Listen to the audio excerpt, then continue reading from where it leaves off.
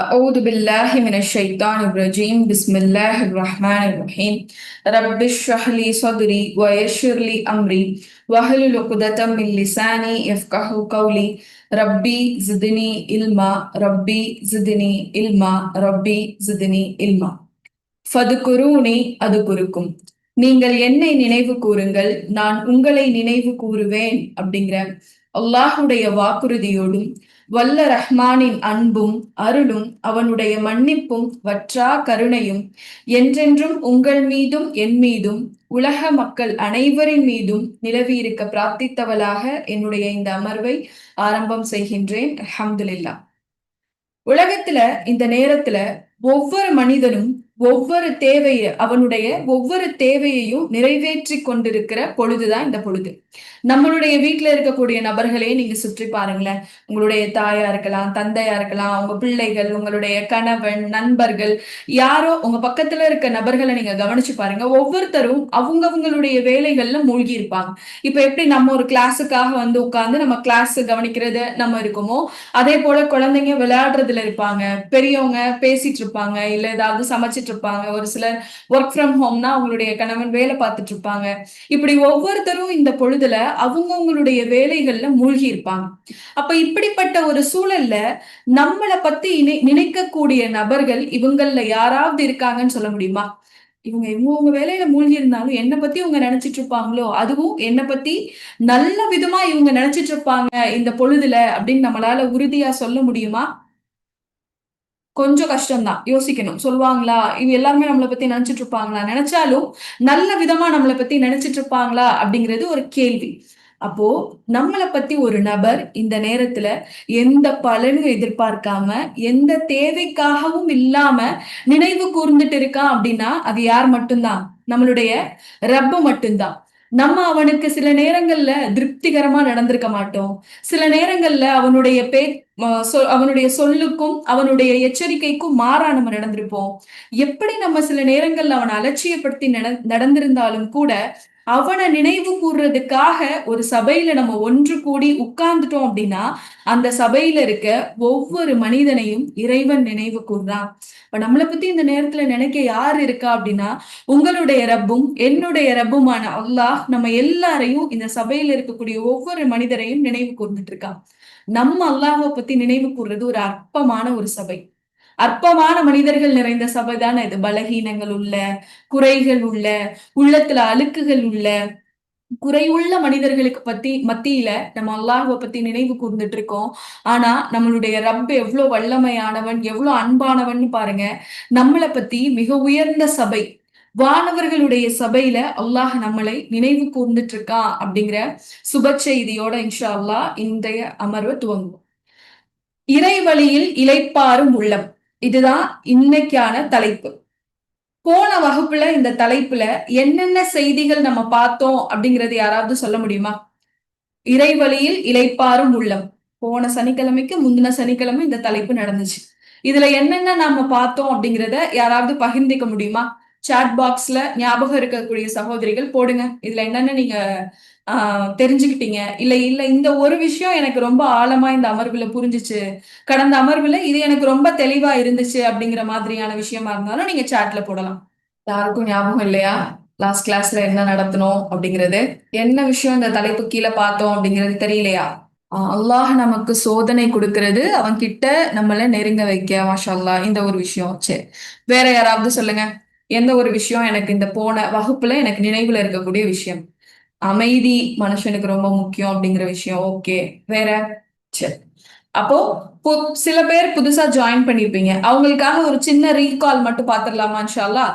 நம்ம போன வகுப்புல என்னென்ன பார்த்தோம் அப்படிங்கிறதுக்கான ஒரு சின்ன recall. Physical and spiritual strength ரெண்டு கிளாஸையும் நீங்க கம்பைன் பண்ணிடுறீங்கன்னு நினைக்கிறேன். அல் முஹ்மினுல் கவியும் இதுவும். அதிகமா பேசுறத குறைக்கணும். சரி, ஓகே. சரி, பாருங்க. நம்ம இறைவழியில் இளைப்பாறும் உள்ளம் அப்படிங்கிற தலைப்புல நம்ம கடந்த வகுப்புல என்னென்ன விஷயங்கள் பார்த்தோம் அப்படின்னா, ஃபர்ஸ்ட் கேள்விகளும் பதிலுமா பார்த்தோம். ஒரு சில கேள்விகளும் அதுக்கான விளக்கமுமா பார்த்துட்டே வந்தோம். அதுல முதலாவது விஷயம், மனநலம் அவசியமா? ஒரு மனிதனுக்கு மனநலம் அவசியமா? அதை பத்தி இஸ்லாம் என்ன சொல்லுது அப்படின்னு சொல்லி பார்க்கும்போது, ஆமா, மனநலம் ரொம்ப அவசியம். ஏன்னா நபி ஸல்லல்லாஹு அலைஹி வஸல்லம் அவங்க சொல்றாங்க, உங்களுடைய உடம்புல ஒரு சதை துண்டு இருக்கு. அந்த சதை துண்டு சரியா இயங்குனாதான் உங்க உடல் முழுவதும் சரியா இயங்கும். அந்த சதை துண்டு கெட்டு போயிருச்சு அப்படின்னா உங்களுடைய உடல் முழுக்க கெட்டு போயிடும். அந்த சதை துண்டு தான் உங்களுடைய இதயம்னு ரசூலுல்லாஹ் சொல்றாங்க. அப்போ அது சரியா இயங்குறது பிசிக்கலாவும் சொல்றாங்க ரசூலுல்லாஹ், ஸ்பிரிச்சுவலாவும் சொல்றாங்க. வெளியிலையும் இதயத்துடைய செயல்பாடு சரியா இருக்கணும், உள்ளேயும் இதயத்துடைய எண்ண ஓட்டங்கள் சிந்தனையும் சரியா இருக்கணும் அப்படின்னு ரசூலுல்லாஹ் சொன்னாங்க.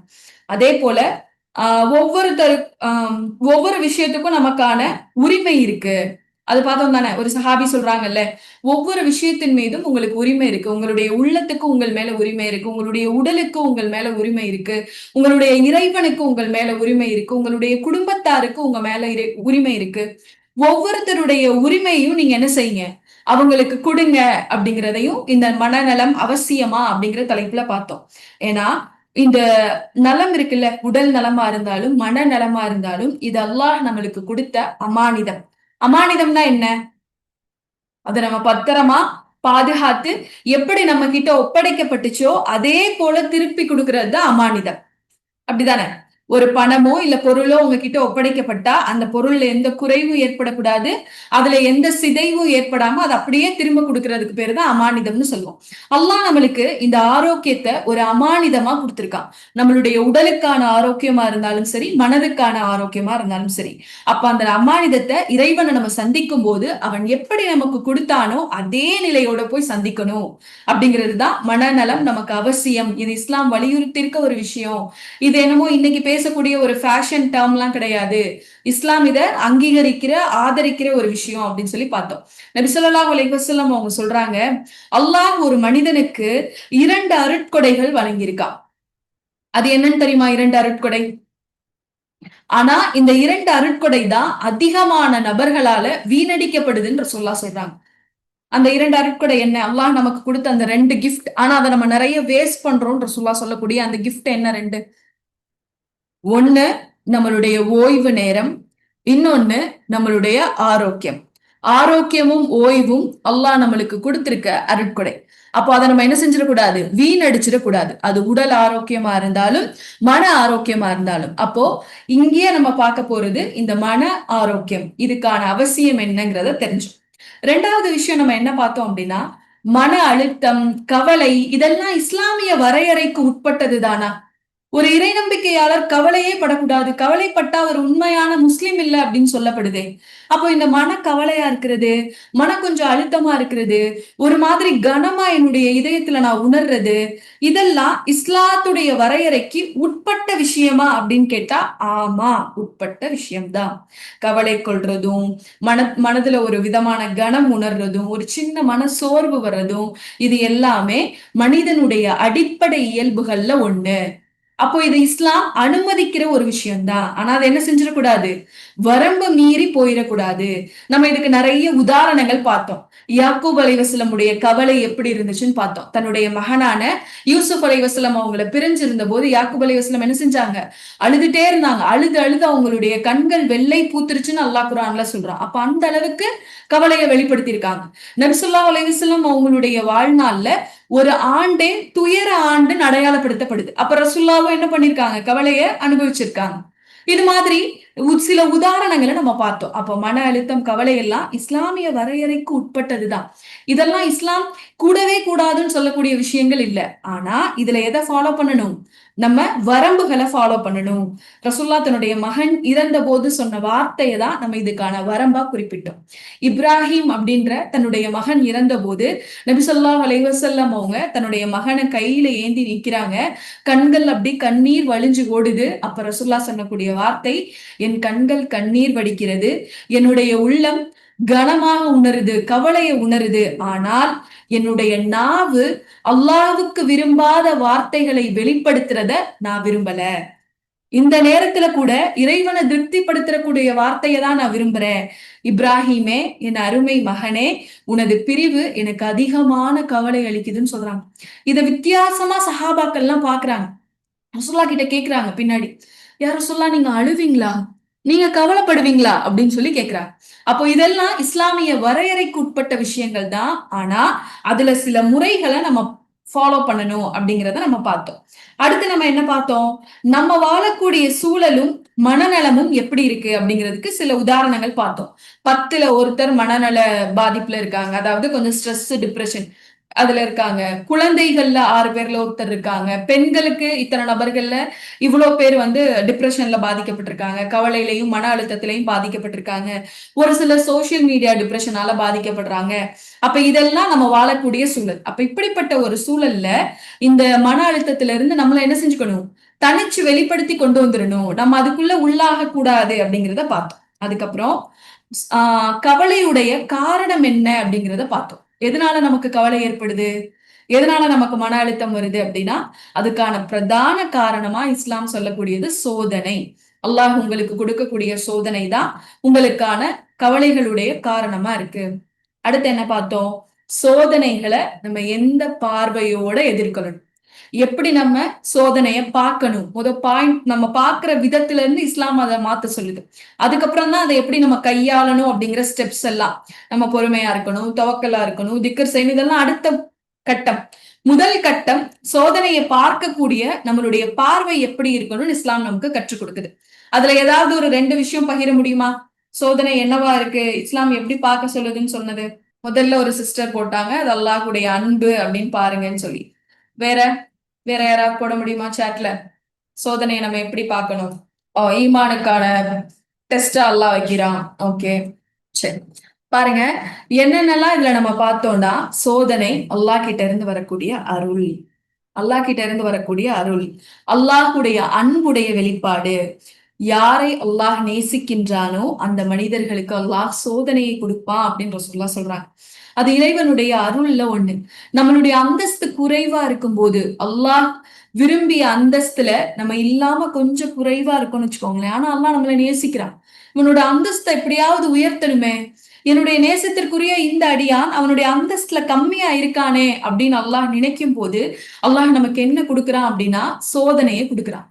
சோதனையை கொடுத்து அதுல நம்மளுடைய அந்தஸ்தை உயர்த்துறான். அடுத்ததா இது நம்மள தூய்மை செய்யக்கூடிய விஷயம். நம்மளுடைய பாவங்கள் எல்லாத்தையும் என்ன செய்யுது, சோதனை மன்னிக்குது. அடுத்தது இது நம்மளுடைய வாழ்வினுடைய ஒரு அங்கம். சோதனை இல்லாம வாழ்க்கை இல்லை, அதை இஸ்லாம் முதல்ல நமக்கு உணர்த்துது. மனிதன் எப்படிதான் படைக்கப்பட்டிருக்கான், ஹலக்கல் இன்சானு ஃபி கபத், சோதனையில கஷ்டத்துலதான் அல்லாஹ் என்ன செஞ்சிருக்கா, மனுஷனை படைச்சிருக்கா. அது இருக்கதான் செய்யும். ஒரு பிரச்சனை முடிஞ்சதும் அடுத்த வேற பிரச்சனை நமக்கு வரவே வராதுன்னு நம்மளால சொல்ல முடியுமா? முடியாது. அப்ப ஒன்றன் பின் ஒன்றாக நம்ம மரணிக்கிற வரைக்கும் அது நம்மளுடைய வாழ்க்கையுடைய ஒரு அங்கம். வாழ்க்கையுடைய ஒரு அங்கமா அதை நம்ம பார்க்கும்போது அப்பதான் அதை நம்ம எப்படி சரி பண்றது அப்படிங்கிற முயற்சிக்கே போவோம். அதை நம்ம வாழ்க்கையுடைய ஒரு அங்கமா பார்க்கல அப்படின்னா, எப்படா இது நம்மளை விட்டு தூரமா போகும் அப்படிங்கிற எண்ணம் தான் நம்மளுடைய மனசுல இருக்கு. இப்ப இது எல்லாம் தான் போன வகுப்புல பார்த்தோம். இறுதியா இந்த சோதனையின் போது நம்மளுடைய உள்ளம் அமைதியா இருக்க, ஒட்டுமொத்த உலகமும் தேடி அலையிற இந்த மன அமைதிக்கான உண்மையான தீர்வு எது அப்படிங்கிறத பத்தி பார்த்தோம். உண்மையான தீர்வு எது? இறைவன் சொல்லக்கூடியதுதான் என்னவா இருக்க முடியும், உண்மையான தீர்வா இருக்க முடியும். இறைவன் சொல்லக்கூடிய விஷயங்களை பின்பற்றாம மன வலிக்காக, மன வேதனைக்காக நம்ம எடுத்துக்கக்கூடிய சில மாத்திரைகள், நம்ம செய்யக்கூடிய சில ஹேபிட் சேஞ்சஸ் எல்லாம் சொல்லுவாங்க. நீங்க கவுன்சிலிங்க்கு போனீங்கன்னா சில உங்களுக்கு ஹேபிட் சேஞ்சஸ் பண்ணுவாங்க. இதை பண்ணுங்க, இதை பண்ணுங்க, இந்த தெரப்பி பண்ணுங்க, இந்த எக்ஸசைஸ் பண்ணுங்க. இது எல்லாமே பயனளிக்கும். எப்ப பயனளிக்கும்னா, அல்லாஹ் சொல்லக்கூடிய முறைகளை பின்பற்றிட்டு இதை பின்பற்றும் போதுதான் பயனளிக்கும். அப்படி இல்லை அப்படின்னா இந்த தெரப்பிகள், இந்த முறைகள், இது எல்லாமே நமக்கு ஒரு ஷார்ட் டேர்மான வலி நிவாரணியா தான் இருக்கும். அதுக்கு நம்ம ஒரு உதாரணம் சொன்னோம்ல, பல் வலிக்காக போன ஒரு மனிதர் ஹாஸ்பிட்டல்ல போய் பல்லு வலி காட்டுறாரு. அவருக்கு 2 மாத்திரை எழுதி தராங்க, ஒன்னு ஆன்டிபயோட்டிக், இன்னொன்னு பெயின் கில்லர். அவர்கிட்ட பணம் கம்மியா இருக்கு, ஏதாவது ஒண்ணுதான் நீங்க வாங்கணும் அப்படிங்கிற சூழல் வரும்போது அவர் என்ன பண்ணிடுறாரு, ஆன்டிபயோட்டிக் வாங்காம வெறும் பெயின் கில்லர் மட்டும் வாங்கிட்டு வந்துடுறாரு. பெயின் கில்லர் வாங்கிட்டு வந்து போட்டுட்டே இருக்காரு. வலி போகுது, திரும்ப வருது, திரும்ப போடுறாரு. கடைசியில என்ன ஆகுறாரு, அந்த பல்லுடைய இன்ஃபெக்ஷன்னால அவர் இறந்தே போயிடுறாரு. ஆக்சுவலா இவர் என்ன செஞ்சிருக்கணும், எது கரெக்டான ட்ரீட்மெண்ட்?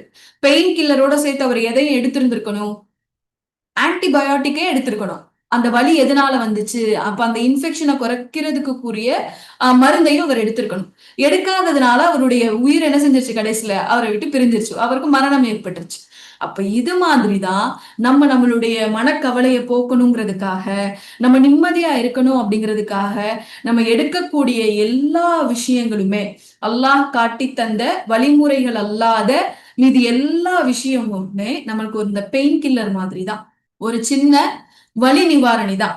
அதுல இருந்து நம்ம முழுமையா கியூர் ஆக நமக்கு என்ன வேணும், ஆன்டிபயோட்டிக் வேணும், அல்லாஹ்வுடைய வழிமுறைகள் நமக்கு வேணும். அதை தான் இன்ஷா அல்லாஹ் இந்த வகுப்புல நம்ம என்ன செய்ய போறோம், பாத்துக்க போறோம்.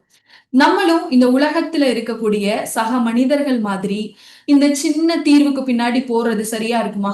நம்ம கூட வாழ்ற சக மனிதர்கள், அல்லாஹ் மேல நம்பிக்கை இல்லாத மனிதர்கள் இந்த சின்ன வலி நிவாரணியை நம்பிட்டு அந்த தெரப்பீஸோ இல்ல அந்த ஹேபிட் சேஞ்சோ பண்றாங்கல்ல, அது மாதிரி நம்மளும் அதை மட்டும் முழுமையா நம்பி போய் அதை செய்யறது சரியா இருக்குமா? நம்ம அந்த மனிதர்கள் மாதிரி இல்லையே. இறை நம்பிக்கையாளரும் இறை நிராகரிப்பாளரும் சமமா? அல்லாஹுடைய பார்வையில ரெண்டு பேரும் ஒன்னா? இல்ல.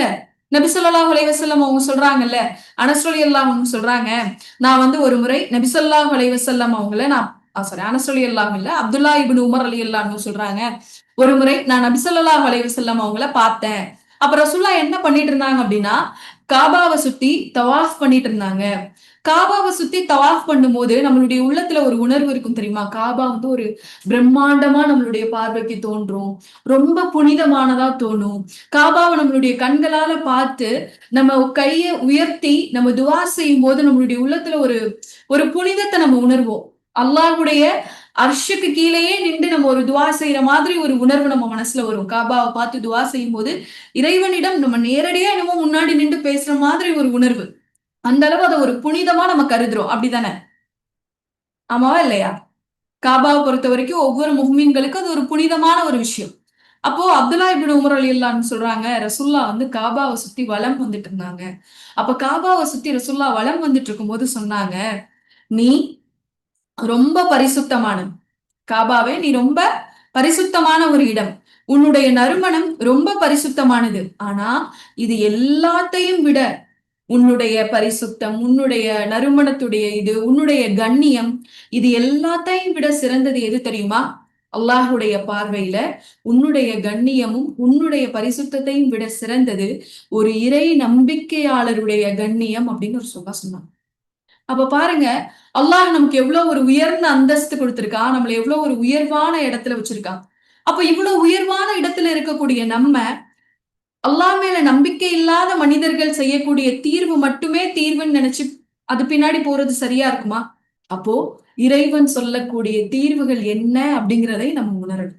அந்த உணர்தலும் அந்த பின்பற்றுதலோட சேர்த்து இங்க சொல்லக்கூடிய சில விஷயங்களையும் உளவியலாளர்கள் சொல்லக்கூடிய சில தீர்வுகளையும் நம்ம ஃபாலோ பண்ணும்போது மட்டும்தான் நம்மளுடைய உள்ளம் என்ன செய்ய முடியும், ஒரு அமைதியான உள்ளமா இருக்க முடியும். கவலை இல்லாத, மன அழுத்தம் இல்லாம, எப்பயுமே ஒரு சோர்வா இல்லாம, ஒரு நல்ல ஒரு பிரிஸ்காவும், ஒரு நல்ல ஒரு எனர்ஜெட்டிக்காவும், நல்ல ஒரு லைவ்லியாவும் நம்மளால என்ன செய்ய முடியும், இருக்க முடியும். அப்படிங்கிறதெல்லாம் போன அமர்வுல நம்ம பார்த்தோம். இது வரைக்கும் பார்த்தது எல்லாமே போன அமர்வுல நம்ம பார்த்த விஷயங்கள் தான். இன்ஷா அல்லாஹ் இன்னைக்கு நம்ம என்ன பார்க்க போறோம் அப்படின்னா, டைரக்டா தீர்வுக்கு போறதுக்கு முன்னாடி உள்ளம் அமைதியாகிறதுக்கு எதெல்லாம் நம்ம ஃபாலோ பண்ணணும் அப்படிங்கிற தீர்வுக்கு போகிறதுக்கு முன்னாடி ஒரு சில புரிதல்கள், நமக்கு இருக்க வேண்டிய அடிப்படையான ஒரு சில புரிதல்களை பத்தி தான் இன்ஷா அல்லாஹ் இந்த வகுப்புல நம்ம பார்க்க போறோம். இது வரைக்கும் சொன்ன விஷயங்கள் புரிஞ்சுதா? இதுல எதுவும் உங்களுக்கு சந்தேகம் இருக்கா? ஓகே, சரி. அடுத்து நம்ம புரிதல ஒவ்வொரு கேள்வியில இருந்தே தொடங்கும். ஒவ்வொரு கேள்வியும் அதுக்கான விளக்கமுமாக இன்ஷா அல்லாஹ் நமக்கு இந்த புரிதல் உள்ள செஷனுக்குள்ள போவோம். அதாவது வலி நிவாரணியா நம்ம என்னென்ன முறைகளை கையாளணும், எப்படிலாம் இருந்தா நம்மளுடைய உள்ளம் அமைதியாகும், வலி இல்லாம இருக்கும் அப்படிங்கிறத பாக்குறதுக்கு முன்னாடி ஒரு சில புரிதல்கள். அதுல முதல் கேள்வி, மனதுடைய வலியும் மனதுடைய கவலையும் உண்மையில் ஆபத்தானதா? அவ்வளோ டேஞ்சரானதுன்னு நீங்க நினைக்கிறீங்களா? மனவலி, மனசோர்வு, மன அழுத்தம் இதெல்லாம் உண்மையிலேயே டேஞ்சரானதா? இப்ப உடல்ல ஒரு வலி இருக்குன்னு வச்சுக்கோங்களேன். உடல்ல ஒரு வலி இருக்கு. அந்த வலியை நம்ம ட்ரீட் பண்ணலைன்னா என்ன ஆகும்? அதுவும் மன வலியை ட்ரீட் பண்ணலைன்னா என்ன ஆகும்? ரெண்டு ஒண்ணா அப்படின்னு கேட்டா ரெண்டு ஒண்ணுதான். மன வலியையும் அதனுடைய கவலையையும் நம்ம சரி பண்ணாதது நம்மளுக்கு பெரிய ஆபத்தை கொண்டு வந்து கொடுக்கும். அது என்ன ஆபத்து அப்படிங்கறத இன்ஷால்லா அடுத்தடுத்த ஸ்லைட்ல நான் உங்களுக்கு அப்படியே எக்ஸ்பிளைன் பண்ணிட்டு வரேன். அதுக்கு முன்னாடி வலினா என்ன? வலினா என்ன? உங்களுடைய பார்வையில வலினா என்ன? உடல்ல ஏற்படக்கூடிய வலினாலும் சரி, உங்க மனதுல ஏற்படக்கூடிய வலினாலும் சரி, அதை நம்ம என்னவா பாக்குறோம்? அது கவலை. வலினா கவலை, தாங்க முடியாத ஒரு விஷயமா பார்ப்போம்.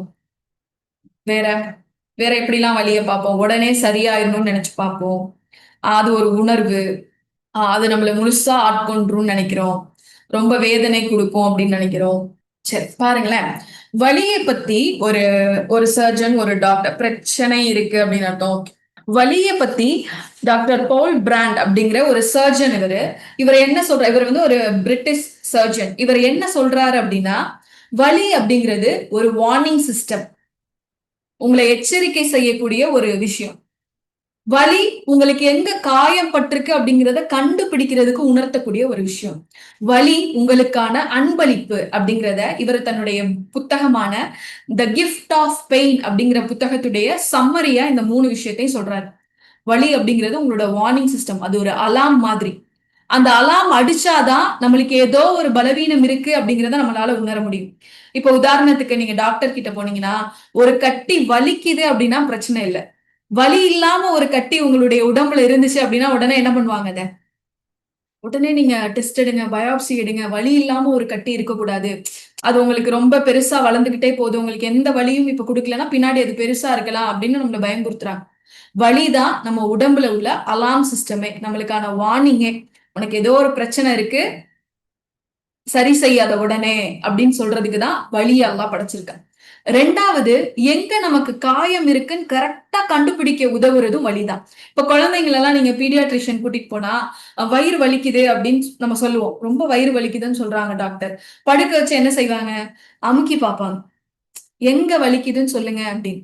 அப்போ எந்த இடத்துல வலிக்குதோ அத வச்சுதான் அங்க என்ன பிரச்சனை, அங்க என்ன இன்ஜுரி, அங்க என்ன பாதிப்பு அடைஞ்சிருக்கு அப்படிங்கிறத பார்க்க முடியும். 3வதா வலிய வந்து ஒரு கிஃப்ட்ன்னு சொல்றாங்க. அதை எப்படி இந்த மருத்துவர் சொல்றாரு அப்படின்னா, இவர் வந்து என்ன பண்ணியிருக்காரு, அமெரிக்காலயும், இந்தியாலயும் தொழுநோய் இருக்கக்கூடிய மனிதர்கள பத்தி ஆராய்ச்சி பண்ணிட்டே வரார். தொழுநோய் இருக்குல்ல, லெப்ரசி நோய் உள்ள மனிதர்கள பத்தி ஆய்வு பண்ணி அவர் எழுதிட்டு அத பத்தி தான் அவருடைய ரிசர்ச் இருந்திருக்கு. அப்போ அவருடைய கிளினிக்கு ஒரு தடவை ஒரு பொண்ணு வந்திருக்காங்க. அந்த பொண்ணு ஒரு சின்ன வயசு பொண்ணு தான். அந்த பொண்ணுடைய கால் வந்து அப்படியே 2ஆ பொளந்திருக்கு. அவங்களோட பாதம் இருக்குல்ல, அது 2ஆ வெட்டுப்பட்டு 2 துண்டா இருக்கு. அப்படியே ரத்தம் வழிஞ்சு ஓடுது. அத அந்த மருத்துவர் என்ன பண்றாரு, அத கிளீன் பண்ணி, ஒரு கால 2ஆ இருந்துச்சுன்னா எப்படி இருக்கும்? அத கிளீன் பண்ணி, தொடச்சு, கட்டு போடுற வரைக்கும் அந்த பொண்ணு கத்தவே இல்ல. ஒரு உணர்வ கூட வெளிப்படுத்தல. முகம் கூட மாறல. அப்ப பார்த்துட்டே இருந்துட்டு அவங்க அம்மா கிட்ட கேக்குறாங்க, "இது என்ன?" அப்படின்னு சொல்லி. அப்பதான் அவங்களுடைய அம்மா சொல்றாங்க, "ஆமா, இந்த பொண்ணுக்கு இந்த தொழுநோய் இருக்கிறதனுடைய ஆரம்பத்தையே நாங்க எப்படி கண்டுபிடிச்சோம்னா, அவளால வலிய உணர முடியல டாக்டர். அதனால தான்." அப்போ இவங்க குழந்தையா இருந்தபோது நான் இவங்கள ஹால்ல விட்டுட்டு நான் என்னுடைய வேலையில இருந்தேன். திரும்பி நான் வந்து அவங்கள பார்க்கும்போது எல்லா இடத்துலயும் ரெட் கலர்ல பெயிண்ட் இருந்துச்சு. பேப்பர்ல, செவுத்துல எல்லாத்துலயுமே. நான் ஏதோ இவங்க பெயிண்ட்ட தான் யூஸ் பண்ணிட்டு இருக்காங்கன்னு நெனச்சேன்.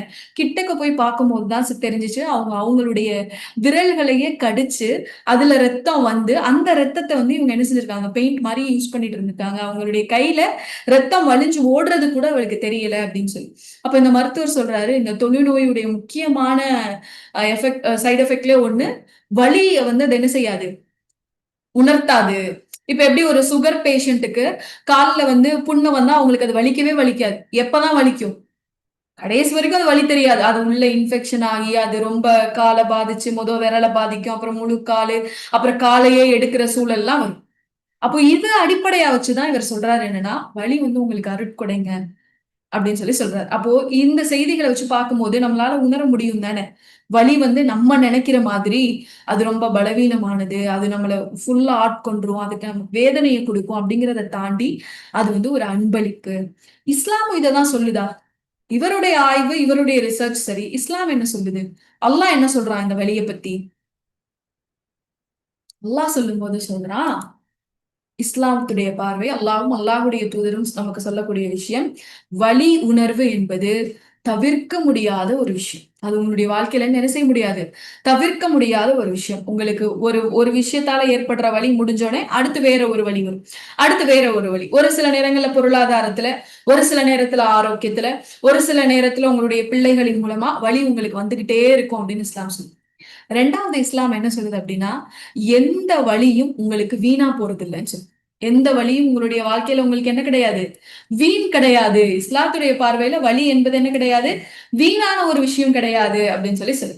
அதுக்கு நபி ஸல்லல்லாஹு அலைஹி வஸல்லம் அவங்க சொல்லக்கூடிய இந்த நபிமொழி தான் ஆதாரம். நபி ஸல்லல்லாஹு அலைஹி வஸல்லம் அவங்க சொல்றாங்கல்ல, ஒரு மனிதனுக்கு ஏற்படக்கூடிய சோர்வு, நோய், கவலை, அவனுக்கு ஏற்படக்கூடிய காயம், மன அழுத்தம், அவன் கால்ல குத்தக்கூடிய சின்ன முள்ளு, இது எதனால அவனுக்கு வலி ஏற்பட்டிருந்தாலும் அந்த வலிக்கு பகரமாக அல்லாஹ் அவனுடைய பாவங்களை மன்னிக்காமல் இருப்பதில்லை.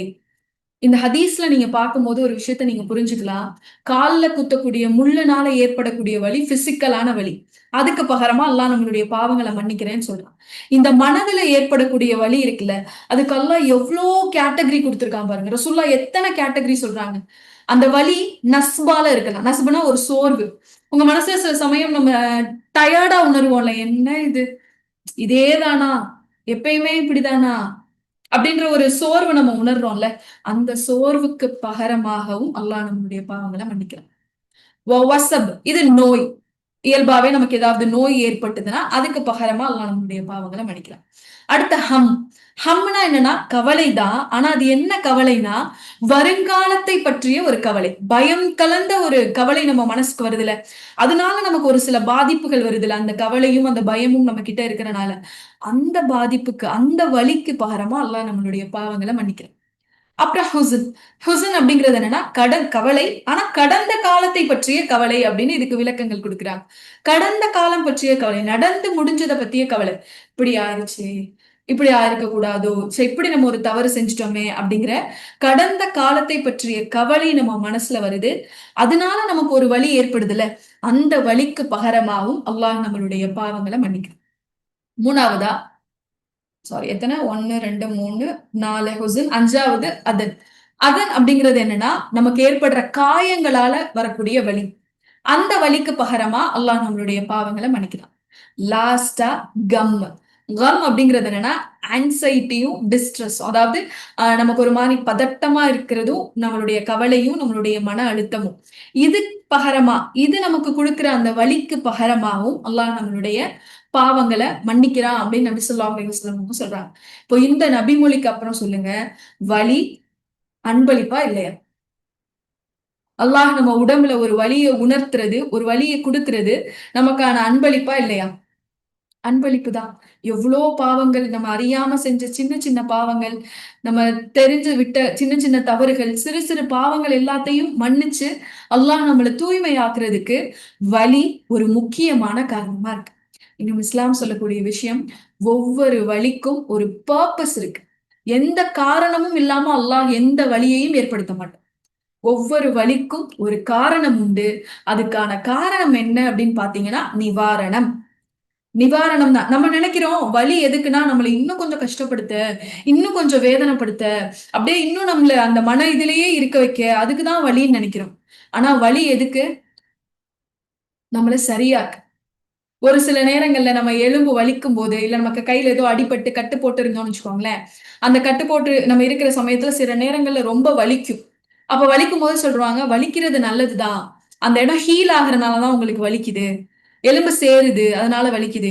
இன்னும் ஒரு இதுல இருக்கு என்னன்னா, குழந்தைங்களுக்கு சில நேரங்கள்ல கால் வலி சொல்லுவாங்க. உணர்ந்திருக்கீங்களா? சின்ன பிள்ளைங்க கால் வலிக்குது, கால் வலிக்குதுன்னு சொல்லிட்டே இருப்பாங்க. அதுவும் நைட்டு தூங்கும் போது அந்த கால் வலி அதிகமா ஒரு சில குழந்தைங்க சொல்லுவாங்க. அப்ப இந்த கால் வலிக்கான காரணம் சொல்லும்போது, எலும்பு வளர்ச்சி அடையும் போது ஒரு சில நேரத்துல ஒரு சில குழந்தைகளால இந்த வலியை உணர முடியும். அது ஒரு சின்ன டிஸ்கம்ஃபர்ட் கொடுத்து அப்படின்னு சொல்றாங்க. இது வந்து பர்சனலா என்னோட எக்ஸ்பீரியன்ஸை சொல்றேன். என் பொண்ணுக்கு இது மாதிரி நைட்டு படுக்கும் போதும் தூங்கும் போதும் அவங்களுக்கு கால் வலி ஸ்டார்ட் ஆகும். அப்ப கேட்கும் போது டாக்டர் பீடியாட்ரிஷியன் சொன்னாங்க, ஒரு சிலரால இது உணர முடியும், மைல்டா இருக்கும் அப்படின்னு சொல்லி. அப்போ வலி காரணம் இல்லாம அல்லாஹ் படைக்கல. அத நம்மளுக்கு அல்லாஹ் என்னவா தான் படைச்சிருக்கான்? ஒரு நிவாரணமா தான் படைச்சிருக்கான். இதெல்லாம் வலிய பத்தின நமக்கு அடிப்படையா இருக்க வேண்டிய ஒரு புரிதல், பெயினை பத்தின ஒரு அடிப்படையா இருக்க வேண்டிய ஒரு புரிதல். ஏன்னா நமக்கு ஒரு வேற மாதிரியான புரிதல் இருக்கு. பெயின் அப்படின்னாலே சோகம், எல்லாத்தையும் விட்டு துறந்து ஓரமா போய் உட்கார்றது, இப்படிதான் நம்ம நினைக்கிறோம். ஆனா அல்லாஹ் அதை எப்படி பாக்குறாங்க? அவனுக்கு கொடுத்திருக்க அன்பளிப்பா பாரு. உனக்கு ஏதோ ஒரு நிவாரணத்தை நான் கொடுக்கணும்னு நினைக்கிறேன். அதனால உனக்கு வலி கொடுத்திருக்கேன்னு நினை. அதை கண்டுபிடி. அதை என்னன்னு கண்டுபிடி. நான் உனக்கு இது ஒரு அலாமா கொடுத்திருக்கேன். கண்டுபிடி. உடல்ல வலிக்குதா? உன் உடல்ல ஏதோ ஒரு பிரச்சனை இருக்கு. அதை நீ என்ன பண்ணாத?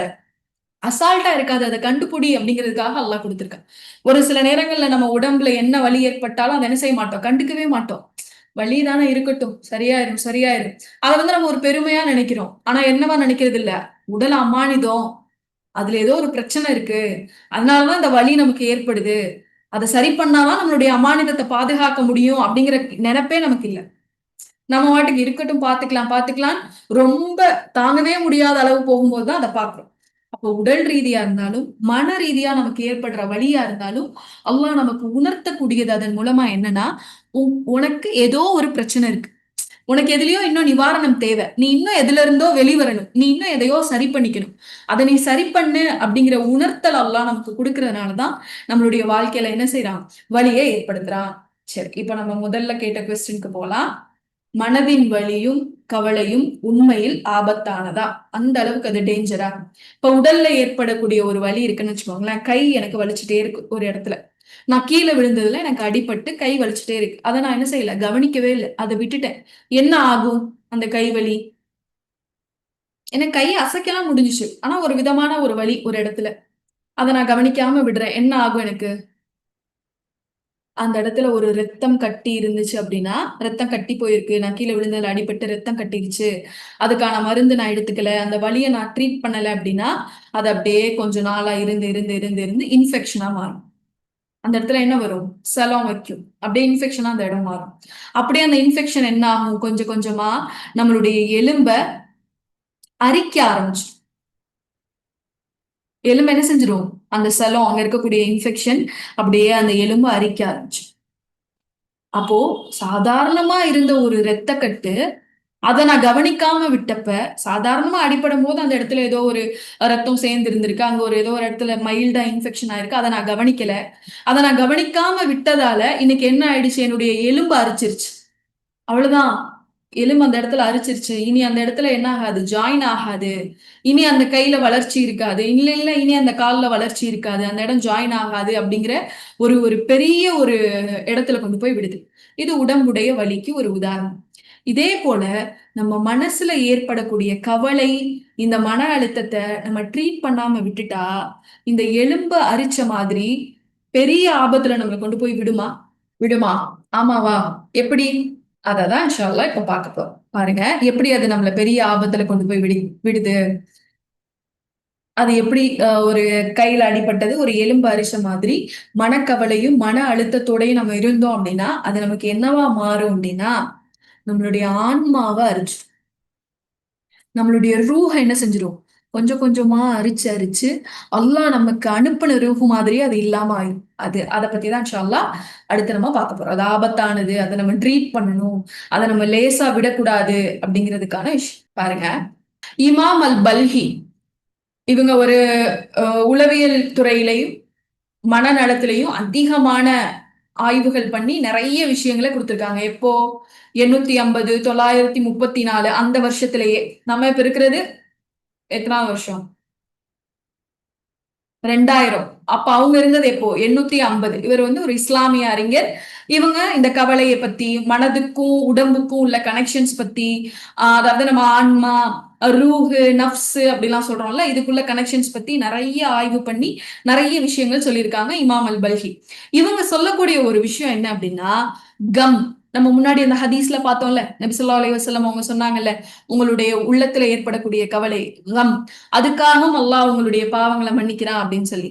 அப்போ அந்த கம் இருக்குல்ல, அந்த பதட்டம், அந்த மன அழுத்தம், அந்த கவலை, இதுதான் எல்லா ஹார்ம்ஃபுல் எமோஷன்ஸ்க்கும் அடிப்படைன்னு சொல்றாங்க. இதுதான் எல்லா ஆபத்தான உணர்வுகளுக்கும், எல்லா ஆபத்தான மனநிலையுடைய அடிப்படை என்னதானா? கவலை தான். நம்ம சாதாரணமா நினைக்கக்கூடிய கவலை. நிலையா இருக்கு, மனசு இதா இருக்கு. இதுதான் என்ன பண்ணுது? எல்லா ஆபத்தான எமோஷன்ஸையும் நம்ம கொண்டு வந்து குடுக்குது. ஆபத்தான எமோஷன்ஸ் என்னென்ன? நம்மள பத்தி நமக்கே நல்ல எண்ணம் இல்லாம போறது. பிறரை பத்தி தவறான எண்ணம் மட்டும் தான் வர்றது. இதெல்லாம் ஒரு ஹார்ம்ஃபுல் எமோஷன்ஸ் தானே, உணர்வு தானே, ஒரு எண்ணம் தானே. அவங்க நமக்கு நல்லதுக்காக செஞ்சா கூட நம்மளால நல்லதா யோசிக்க முடியாது. ஏன்னா நம்முடைய மனசுல ஏற்கனவே என்ன இருக்கு? கம் இருக்கு, கவலை உட்கார்ந்துட்டு இருக்கு, மன அழுத்தம் உட்கார்ந்துட்டு இருக்கு. இது என்ன செய்யாது? எந்த பாசிட்டிவ் திங்கிங்கையும் உங்களுக்குள்ள விடவே விடாது. நம்மள பத்தி தப்பா நினைக்கிறது, மத்தவங்கள பத்தி தப்பா நினைக்கிறது, நம்மளுடைய சூழல நம்மளே பெருசா அவ்வளவுதான் இது முடிஞ்சிருச்சு, இனிமே இதுல இருந்து வெளியிலே வர முடியாதுன்னு நினைக்கிறது, இதெல்லாம் மாறவே மாறாதுன்ற எண்ணத்தை நமக்கு ஏற்படுத்தி கொடுக்கிறது. இதுலேதான் நான் இருக்கணுமா அப்படிங்கிற ஒரு நெகட்டிவான நமக்கு எண்ணத்தை ஏற்படுத்தி கொடுக்கிறது. இது எல்லாமே இந்த கம்முடைய வேலை. அதுதான் இமாம் பல்கி சொல்றாங்க, ஒரு மனிதனுடைய கவலையும் மன அழுத்தமும் தான் எல்லா தவறான உணர்வுகளுக்கும் எல்லா தவறான எண்ணங்களுக்குமான அடிப்படையா இருக்கு அப்படின்னு சொல்லி சொல்றாங்க. அடுத்து சொல்றாங்க, ஒரு மனிதனுக்கு ஏற்படக்கூடிய 4 எமோஷனல் டிசார்டர். எமோஷனல் டிசார்டர்னா கொஞ்சம் நம்மளுக்கு ஏற்படக்கூடிய உணர்வுகள்லயே கொஞ்சம் ஆபத்தான உணர்வுகள் ஒரு 4 என்னென்ன அப்படின்னா, கோபம், பயம், அப்சஷன் அப்படிங்கிறது அதிக பற்று. அப்சஷன்னா என்னது? பற்று. கோபத்தை வந்து அல் கதான்னு சொல்றாங்க, ஃபியரை வந்து ஹவுஃப் சொல்றாங்க, பயத்தை வந்து ஹவுஃப். அப்சஷன்ங்கிறது வஸ்வசா. இந்த உலகத்துல இது வேணும், எனக்கு அது வேணும், இதை நான் அடைஞ்சிடணும், அதை நான் அடைஞ்சிடணும், இது எனக்கானது அப்படின்னு நினைக்கிறோம்ல ஒரு உணர்வு. இது என்னோட பொருள், இது இது என்கிட்ட தான் இருக்கணும், இது நான் தான் நல்லா செய்வேன், எல்லாத்தையும் அனுபவிக்கணும் அப்படின்னு நினைக்கிற அந்த வஸ்வசா. 4வது கவலையும் டிப்ரெஷனும். இது 4ம் தான் ஒரு மனுஷனுக்கு ஏற்படுற எமோஷனல் டிசார்டர்ஸ். உணர்வுகள்லயே கொஞ்சம் நமக்கு கொஞ்சம் ஆபத்தான உணர்வு, ட்ரீட் பண்ணாம நம்ம விடுறதால நமக்கு வரக்கூடிய ஆபத்தான உணர்வு. ஒரே ஒரு நிமிஷம், ஸ்கிரீன் தெரியுதா? ஸ்கிரீன் ஷேர் பண்ணிருக்கிறது தெரியுதா? ஓகே. சரி. அப்ப இமாம் பல்கி சொல்லக்கூடிய இந்த 4 உணர்வுகளும் நமக்கு எப்படிப்பட்ட ஒரு உணர்வு? கொஞ்சம் ஆபத்தான உணர்வு. சரியா கையாளல, ஆரம்பத்திலேயே அதை கரெக்டா இது பண்ணல அப்படின்னா நமக்கு பெரிய பெரிய ஆபத்துகளை ஏற்படுத்தி கொடுக்கும். நம்ம நினைக்கிற கோபம் என்ன ஆபத்து தரப்போகுது? பயம் என்ன ஆபத்து தரப்போகுது? ஒரு ஒரு பொருள் மேல இருக்க அதிக பற்று நமக்கு என்ன ஆபத்து தரப்போகுது? கவலையும் மன அழுத்தமும் நமக்கு என்ன ஆபத்து தரப்போகுது? இது அடிப்படையான ஒரு உணர்வு தானே. இதனால நமக்கு என்ன பாதிப்பு அப்படின்னு சொன்னா, இந்த உணர்வுகள் நம்ம கிட்ட இருக்கிறதால நம்மளுடைய உள்ளம் பாதிக்கப்படுது, நம்மளுடைய நஃப்ஸ் பாதிக்கப்படுது, நம்மளுடைய கல்பு பாதிக்கப்படுது. பாதிக்கப்படுறதால இப்ப அது நம்மளுடைய உடம்பையும் என்ன செய்யுது? பாதிக்குது. நம்மளுடைய உடம்புக்கும் நம்மளுடைய ஆன்மாவுக்கும் ஒரு கனெக்ஷன் இருக்கு. நம்மளுடைய உடம்பு வேற, நம்மளுடைய ஆன்மா வேற. நீங்க யாரு அப்படின்னு கேட்டா என்ன சொல்வீங்க? ஒண்ணும் இல்ல, ஷர்மிளா நீங்க யாரு? உம்மு ஃபாஹிரா நீங்க யாரு அப்படின்னு கேட்டா யார் சொல்வீங்க? நான் வந்து இந்த உடம்பு அப்படின்னு சொல்வீங்களா, இல்ல உடம்புக்குள்ள இருக்க அந்த ஆன்மாவை ரூஹுன்னு சொல்வீங்களா? ரெண்டும் சேர்ந்தாதான் இப்ப என்ன, நம்ம அல்லாஹ் நம்மள படைச்சு ஒரு உருவம் கொடுத்து அதுக்குள்ள ரூஹ ஊதுனானா, இது ரெண்டும் இணையும் போதுதான் நம்ம. அப்ப இது ரெண்டுக்கும் என்ன இருக்கு? ஒரு தொடர்பு இருக்கு. உடல் தானே, அது நம்ம மனதை பாதிக்காதுன்னு நம்ம அசால்ட்டா இருக்க முடியாது. மனதுல உள்ள வலிதானே, அது நம்ம உடலை பாதிக்காது அப்படிங்கிற அசால்ட்லயும் நம்ம இருக்க முடியாது. ஒரு உதாரணம் சொல்றேன் பாருங்களேன். கோபம் நமக்கு உடல் அளவுல பாதிப்பை ஏற்படுத்தும், மனதளவுல பாதிப்பை ஏற்படுத்தும் கோபம். அதனால நம்ம ரொம்ப கவலையா வரும். அதிகமா நம்ம கோபப்பட்டுட்டே இருந்தோம் அப்படின்னா நம்ம எப்பயுமே டென்ஷனா இருப்போம், நமக்கு கவலையா இருக்கும், ஒரு மாதிரி நம்ம உணர்வோம், ஒரு ரிலாக்ஸா உணர மாட்டோம். ஆனா கோபப்படுறது நம்ம உடலை பாதிக்குதா அப்படின்னு கேட்டா பாதிக்குது. பிளட் பிரஷர் அதிகமாக்குது. இந்த 4 உணர்வுகளின் போதும் நம்மளுடைய உடம்பு எப்படி இருக்கு அப்படின்னா ஒரு எமர்ஜென்சி மோடுக்கு போயிருமா. அதிகமான கோபம், அதிகமான கவலை, அதிகமான பயம், அதிகமான அப்சஷன். இந்த 4ஐயும் ஏன் எமோஷனல் டிசார்டர்னு சொல்றாங்கன்னா, இந்த 4ம் நம்ம கிட்ட தொடர்ந்து இருக்கும்போது பார்த்தாலும் அடிக்கடி கோவப்படுறது, எப்பயுமே கவலையில இருக்கிறது, எப்பயுமே ஒரு டிப்ரெஷன் ஃபேஸ்லயே இருக்கிறது, எப்பயுமே ஒரு விஷயத்தை பத்தி பயந்துட்டே இருக்கிறது. இதனால நம்மளுடைய உடம்பு என்ன பண்ணிருமா? எமர்ஜென்சி மோடுக்கு போயிருமா. எமர்ஜென்சி மோடுனா இப்போ உங்களுக்கு சொல்றேன் பாருங்களேன், உங்க போன்ல சார்ஜ் கம்மியா இருக்குன்னா உங்க போன்ல ஒரு ஆப்ஷன் உங்களுக்கு காட்டும். என்ன ஆப்ஷன்? நம்ம வந்து ஒரு 15% நம்ம போன் வரும்போதே நம்ம போன் நம்மளுக்கு ஒரு நோட்டிபிகேஷன் கொடுக்கும். யாராவது சொல்லுங்க என்ன நோட்டிபிகேஷன் கொடுக்கும்னு? என்ன அலர்ட் கொடுக்கும்? என்ன வாசகம் கொடுக்கும்? பேட்டரி லோன் கொடுக்கும். வேற பார்த்தது இல்லையா? கவனிச்சது இல்லையா? லோ பேட்டரி, பேட்டரி லோ எல்லாம் சார்ஜ் இமீடியட்லி ஓகே. வேற ஒரு நோட்டிபிகேஷன் கொடுக்கும், நம்ம கிட்ட ஒரு பெர்மிஷன் கேட்கும். சார்ஜ் லோவா இருக்கு, நான் இதை செஞ்சுக்கவா அப்படின்னு கேட்கும். என்னது அது? பவர் சேவ் மோடுக்கு போகவான்னு கேட்கும். பவர் சேவிங் மோடுக்கு போயிடவா, உன்கிட்ட சார்ஜ் கம்மியா இருக்கு, நான் பவர் சேவிங் மோடு போவா அப்படின்னு கேட்கும். பவர் சேவிங் மோட்ல போட்டோம்னா எது ஒரு போன் இயங்குறதுக்கு அத்தியாவசியமான ஆப்போ அதுக்கு மட்டும்தான் அந்த சார்ஜ் யூஸ் ஆகும். மீதி ஆப் எல்லாம் என்ன செஞ்சிடும், மீதி இதெல்லாம் தேவையில்லாத அனாவசியமான விஷயங்களுக்குலாம் சார்ஜ் என்ன செய்யாது, போன் எடுத்துக்காது. இப்ப அதே போல இந்த 4 உணர்வின் போதும் நம்ம உடம்பு என்னவா மாறிடும், எமர்ஜென்சி மோடுக்கு வந்துடும். எமர்ஜென்சி மோடுக்கு வந்த உடனே, இது நிறைய சயின்டிபிக் டேர்ம்ஸ் வருதுன்னு நினைக்க வேணாம், அட்ரினல் வரும். அட்ரினல்ல இருந்து கார்டிசால் அப்படிங்கிற ஒரு ஹார்மோன் ரிலீஸ் ஆகும். கார்டிசால் நம்ம உடம்பு ஃபுல்லா வரும்போது நம்மளுடைய ரத்தம் என்ன பண்ணும்னா மூளை, ஹார்ட், கிட்னி இந்த 3 இடத்துக்கு மட்டும்தான் போகும். ஏன்னா உடம்பு என்ன நினைச்சுக்கிச்சு, எமர்ஜென்சி இது, அப்ப தேவையில்லாத மித்த பகுதிகளுக்கு எல்லாம் ரத்தம் அனுப்ப வேண்டாம். உடம்பு இயங்குறதுக்கு முக்கியமா என்ன தேவை, மூளை, ஹார்ட், கிட்னி, இதுக்கு மட்டும் நம்ம அனுப்பிச்சுட்டே இருப்போம் அப்படின்னு சொல்லி அது ஒரு லூப்ல போக ஆரம்பிச்சு. அப்போ மீதி இடங்களுக்கு ரத்தம் போகாத போது நமக்கு என்ன செய்யும், பலவீனம் ஏற்படும். அதுக்காக அட்ரினல், கார்டிசால்லாம் ரொம்ப ஆபத்தான ஹார்மோன்ஸ் ஆனா இல்ல. இந்த நிலைகள் தொடர்ந்து இருக்கும்போது அது நமக்கு ஆபத்தா மாறும். இன்னும் நம்ம கோவமா இருக்கும்போது இந்த கார்டிசால்லாம் மூளையில இருக்கக்கூடிய செல்ஸ் இருக்குல்ல, அந்த செல்ஸ் எல்லாம் என்ன பண்ணும்னா அதிகமா ஆக்சிஜனை சாப்பிட வைக்கும், சாரி கால்சியமா சாப்பிட வைக்கும். கார்டிசால் அப்படிங்கிற ஹார்மோன் கால்சியத்தை அதிகமா உடம்புல ரிலீஸ் பண்ணும்.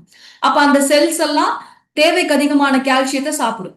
தேவைக்கு அதிகமான கால்சியம் சாப்பிடும் போது அங்க இருக்கக்கூடிய அந்த செல்ஸ் பாதிப்படைய வாய்ப்பு இருக்கு. அதனுடைய இயல்பான நிலை மாதிரி அதோட ஃபுல் பவர்ல இனிமே அதால இயங்க முடியாது. கொஞ்சம் அதுல என்ன வந்துடும், ஒரு சிதைவு வந்துடும். அப்ப அதனாலதான் சொல்றாங்க, கோபப்படும் போது சில நேரங்கள்ல நமக்கு கோபத்துல என்ன பேசுறோம்னு தெரியாம பேசுவோம், அல்லது கோபத்துல நம்ம பேசின விஷயங்களை நம்ம மறந்துருப்போம். எப்படி இது நடக்குது, ஏன்னா நம்ம கோபப்படும் போது இந்த கார்டிசால் அப்படிங்கிற ஹார்மோன் கால்சியம் அதிகம் ரிலீஸ் பண்ணுது.